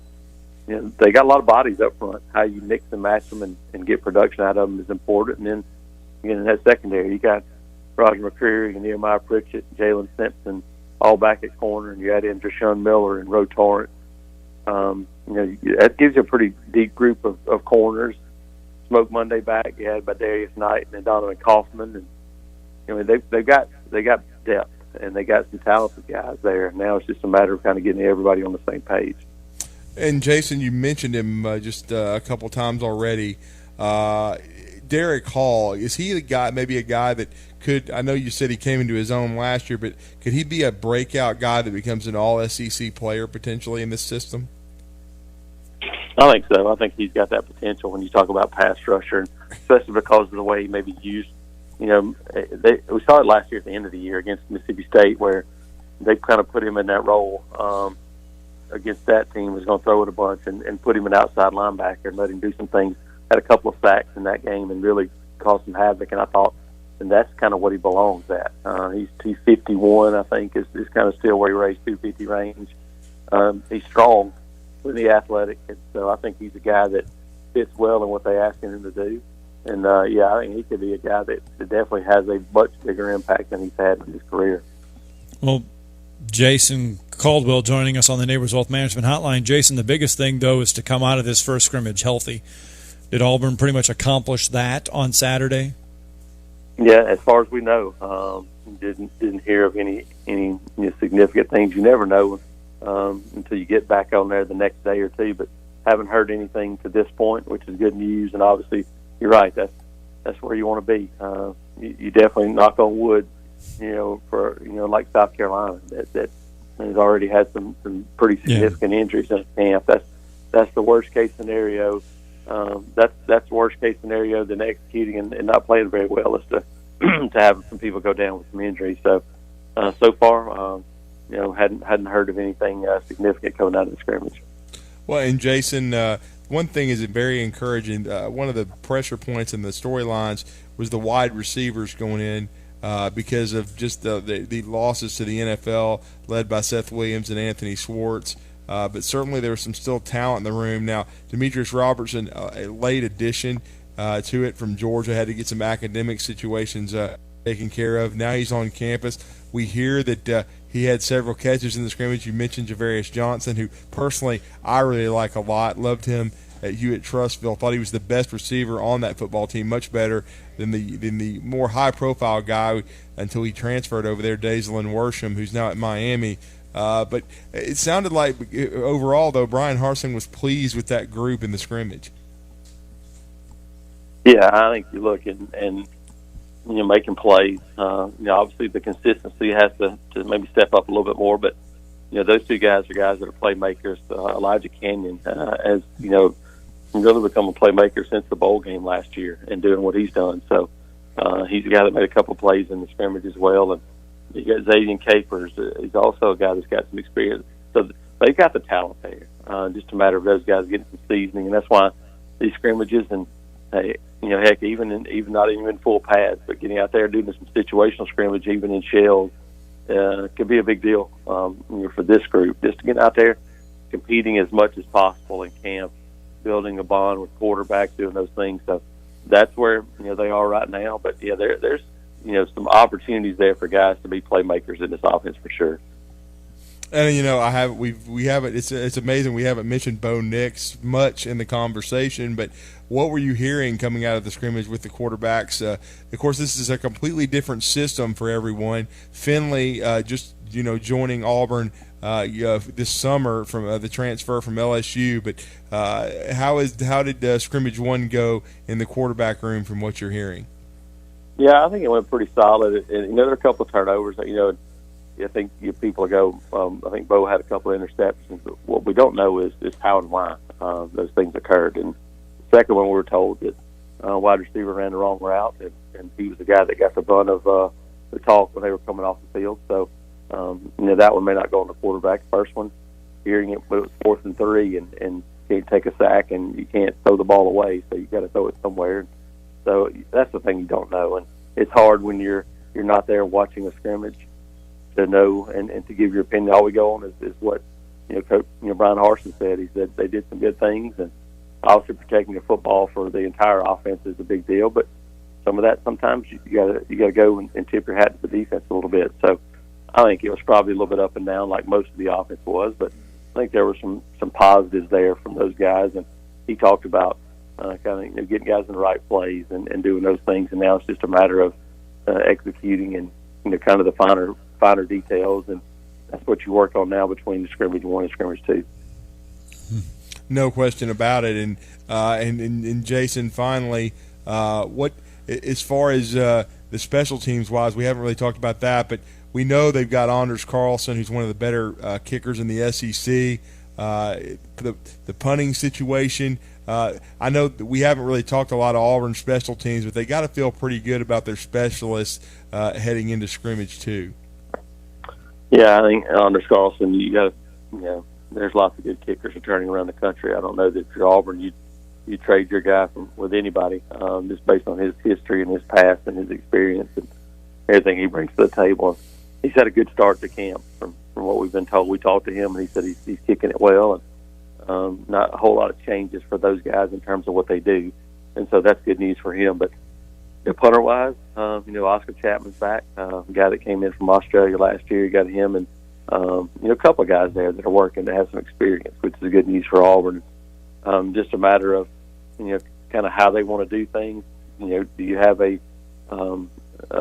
regular punter and maybe a more of a pooch punter? I don't know how to work out, or maybe just one guy wins the job. So that one has not been talked about very much. And I think that's one probably means it's pretty good news. If you have an issue there, then normally that turns into a real big competition. Without it being mentioned so far, and Brian Harsin hasn't really mentioned Anders Carlson either. That makes me, believe that they feel pretty solidly about their specialists so far. Yeah, no question. Well, that's good news. That takes a little bit of pressure off of Brian Harsin, because he's got a lot of things on his plate right now to try to get settled in there for Auburn. Not too long before they take on Akron on that Saturday night in Jordan Air. Yeah, absolutely, and man, it's just crazy how quickly things are coming. We get high school football this week, which doesn't seem possible, but here we go, and hopefully get this tropical storm through, dry everything up, and give us a good first weekend of high school football, and give these teams an opportunity. Auburn's next scrimmage is set for Friday as well, and so start thinking about possibilities of kind of these guys fine-tuning things, and we've got football on the horizon. Looking forward to it. Yeah, absolutely. We'll be in game week before we know it, as Auburn will open the Brian Harsin era in Jordan Hare Stadium against the Akron Zips. Well, Jason, we always appreciate it. Let everybody know they can connect with you, and you guys do great work over there at autigers.com and, of course, 24/7.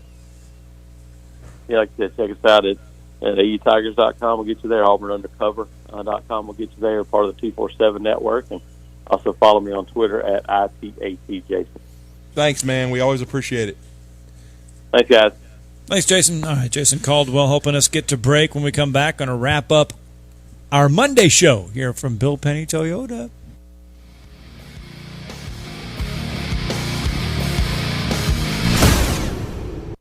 You're listening to Talkin Ball on 97.7 ESPN, The Zone.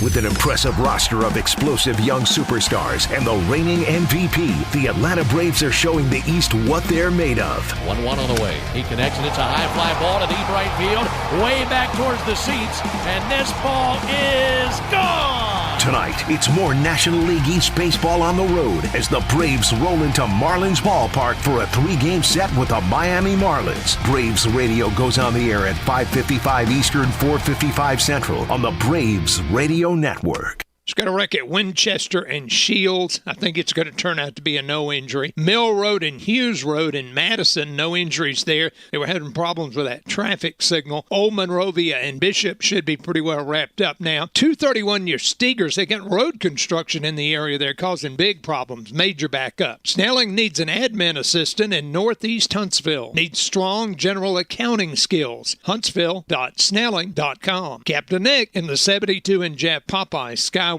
Traffic Center. This is Wes Neighbors talking to Chris Haygood of Bob Wallace Appliance. Chris, what sets you apart from other appliance dealerships? Wes, these appliances are going into the most used room in your house, your kitchen. The way we have these appliances displayed, it's easy for you to visualize how they'll look in your home. Wes, what sets us apart is the people. They're well trained. In fact, they live and breathe these appliances. And if you need service, you'll really appreciate our parts department. Contact Bob Wallace Appliance at 256-533-2121. If you need a car, McCurry Motors is ready to put you in a quality vehicle, and in-house financing is available. If you have a job, McCurry Motors will work with you even if you have a bankruptcy, divorce, or bad credit. Visit McCurrySaysYes.com. Every car comes with a warranty, and they report to the credit bureau. With 2 locations, Highway 72 in Athens, call 256-230-0232, or Max Luther Drive in Huntsville. Call 256-713-0575. With the help of Cheerios Oat Crunch Almond, I get everyone's morning started with a smile. It has a delicious and hearty combination of the Cheerios you love, whole grain oats, and sliced almonds for an extra crunchy crunch. That's how I set the rhythm for a great day. Look for Cheerios Oat Crunch Almond in your local grocery store. Hi, everybody. Eli Gold here. Right now, indoor air quality occupies top-of-mind awareness for families and business owners. Rick Smith and the trusted professionals at Environmental Comfort Systems can take care of your indoor air quality concerns with their state-of-the-art indoor air quality solutions. Environmental Comfort's indoor air quality systems remove 99.9% of airborne contaminants so you and your family can breathe clean, fresh air. If anyone in your family suffers from allergies, or if you just want the security of knowing the air you breathe inside your home is free from viruses, bacteria, pet dander, dust, and odors, Environmental Comfort Systems are the professionals to call. Environmental Comfort also carries state-of-the-art, high-efficiency comfort systems that increase home comfort, keep humidity in check, and help you save money on your energy bills. Give my friend Rick a call or visit them online at envcomfort.com and breathe cleaner air today. Environmental Comfort Systems, Alabama license number 92314. This segment of Talkin Ball is brought to you by University Kia, the #1 volume Kia dealer in the state of Alabama. Located online at universitykia.com.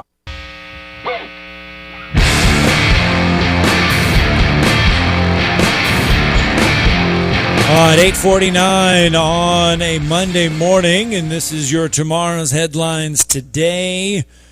And your big headlines is the Major League Baseball season as we are zeroing in on the final months of the year. We got a little bit to go, but your biggest race, your tightest race continues to be in the NL East, and that is the home of the Atlanta Braves. The Atlanta Braves continue to play red-hot baseball. In fact, they have, I believe, if not one of the best record in the majors since the All-Star break. The Braves have won 10 of their last 12. They get a win over the Nationals yesterday, 6-5. Freddie Freeman and Austin Riley with back-to-back home runs to get the win. And that means the Atlanta Braves right now, as you start your week, 62-56. They lead the American League or the National League East by a game over the Philadelphia Phillies. The New York Mets are sliding backwards. They are 59-58. They are 2.5 games back now of the Braves. The Braves will be at the Marlins today. The Phillies have the day off. They will be at Arizona. And the New York Mets, the road for the Mets does not get any easier. I believe it's like 12 straight or something astronomical a number between the Dodgers and Giants in a row. Well, so darn. the Mets, as far as scheduling goes, they have the bumpiest road over the next couple weeks. The Braves have a chance to really, I guess, not put away this division, but really try to make some hay in this division with the schedule that they have. Yeah, they do. And, boy, it was a great weekend in Washington. The Braves did what they were supposed to do. They were able to hold on for dear life yesterday. They were up 3-0. It ended up 3-3. You know, Drew Smiley was channeling his Drew Smiley of early in the season. But anyway, they were able to extend it back out to 6-3, held on for a 6-5 win, and got a sweep that they should have got a week ago. I mean, where they gave a game away, where the bullpen and Will Smith blew a 2-1 lead in the ninth inning. But these are the kind of games they've got to win. And sweeps are great, but at least win the series. And, right. they swept this one. Now they're going to Miami. I told you this is a huge 12-game road trip, Scott, and they've got to take advantage of this because the Marlins aren't very good. And of course Baltimore's not very good either.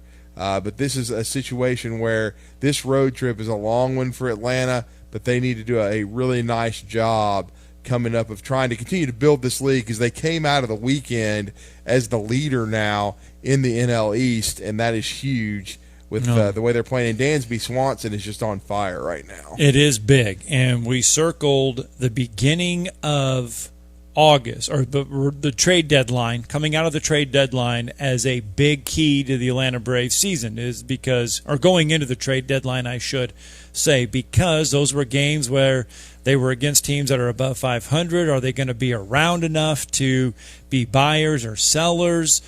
Well, the end of August, Drew, is a huge time for the Atlanta Braves, and between now and then, because they've got the Marlins, and then they have a series with Baltimore, then it gets tough. Then it gets the New York Yankees for 2 games. Then you get the San Francisco Giants for 3 games, and then you get the LA Dodgers after that. So these are the games. And that's on the road with LA. And let me correct myself. It's a 9-game road trip. I know I said 12, but they're in the middle of a 9-game, and they do. And these are a lot. And they're playing every day until they get a 2-day off period, which will be big to regenerate and kind of rejigger and then re-energize yourself. But you're right. When you come back home, and you got the Yankees coming in just for a 2-game series. Well, you got Baltimore before that with 3 games, so you could take advantage of the ball. You've got to win those games. That's what I'm saying. You've got to win these series against Miami and Baltimore to hopefully continue to build your lead and maintain it. And then you got the Yankees coming in. It's just for 2 games, but the Yankees are playing much better than they were when they were in the toilet about a month ago, but they made several trades, and so now they're a much better ball club. And then, as you said, then you get the real litmus test. Because we all know the best division in baseball is the NL West, right? Mm-hmm. And so we know that it looks like 3 of those teams are going to end up in the playoffs. You're talking about the Giants who win the division. You're talking about the Dodgers and the Padres. So if you're going to make a run at a championship, now do I think this Braves team will? No. I don't think they've got enough horses. But they have rejiggered their lineup themselves. You are going to measure yourself because you're going to be playing against the Giants and the Dodgers, and you're going to really see where you stand. Like, okay, can we win this division? And then if we can, how do we match up with these cats if we see them inevitably in the playoffs? Well, after that Dodgers series on the road, then they'll go to Colorado in September. They will get the Nationals, the Marlins, the Rockies, the Giants again, this time on the road in mid-September, and then you're at the Diamondbacks, and then you get a road series. Well, actually, you get, this is strange, you get 1 game in Atlanta, September 24th against San Diego. Then you are at, then you're at San Diego, and then you get the Phillies to close out the month of September.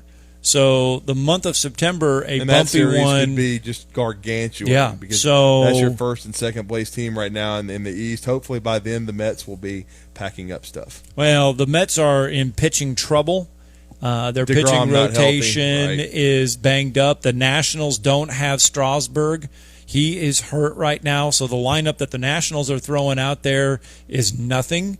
So you have to take advantage of these teams that are below 500. You have to win these games. You have to take a series. You cannot drop a series to one of these below 500 ones if you want to stay around in this race. Other big story, really, the Tennessee Vols announced they will unveil bronze statues of 4 athletes. One of those is T. Martin. The other one, Drew, is Condridge Holloway. They're finally going to put a bronze statue of Condridge Holloway up there in Knoxville. The other ones are going to be Lester McLean, Jackie Walker, and of course T. Martin, and Condridge Holloway. They're going to be displayed on September 2nd outside of Gate 21 there in Neyland Stadium. The Artful Dodger, as John Ward called the great Condridge Holloway, one of the best, if not the greatest athlete to ever come out of the city of Huntsville, former Lehigh General, first-round draft choice of, I believe, the Montreal Expos back in the day, decided to play football at Tennessee and was the first African-American quarterback in SEC history, went on to a long career in the Canadian Football Hall League. of Fame career. Was a good enough basketball player that John Wooden and UCLA took a long look at him. This was just someone that made such a huge impact on our community and should rightfully be honored by the University of Tennessee. Yep. All right, that's going to do it for 2 hours of fun here live from Bill Penny Toyota. Oh, boy, it's a Monday. Just like the Alabama first scrimmage, Auburn first scrimmage, it was our Monday show, so we got a lot of our kinks worked out for the rest of the week. Thank you to Jimmy Stein, on3sports.com, and, of course, Jason Caldwell inside the Auburn Tigers. We'll come to you tomorrow, 7:01 a.m., back at our palatial studios. Thank you to Chad. Thanks to everyone who's listening, calling in today. We really enjoy the interaction, and we'll talk to you tomorrow. The Czar is going to be coming on with Chad from 10 to noon, and then it'll be The Drive with Steve and an unknown co-host. We'll see who that is going to be with him coming up Monday tonight, 5 to 7. WZZN.halfoffdeal.com. Maybe the air doesn't blow like it should, or it's needing new tires, or you're just ready for something newer. It's time to move up, time to trade up. Bobby White back again for Woody Anderson Ford, and it's the perfect time to trade in and trade up because your current car or truck is worth more than you know. In fact, we'll buy your vehicle even if you don't trade. We have nearly 100 Ford Blue Advantage certified pre-owned models to choose from. Our Ford Gold certified or low mileage, gently used vehicles with great warranties. They've passed a 172-point inspection by certified technicians, come with a 24-hour roadside assistance, plus a full tank of gas and a fresh oil change. It's the perfect time to trade in and trade up because your vehicle is worth more right now at Woody Anderson Ford. Corner of Jordan Lane and Sparkman Drive. Hope to see you soon.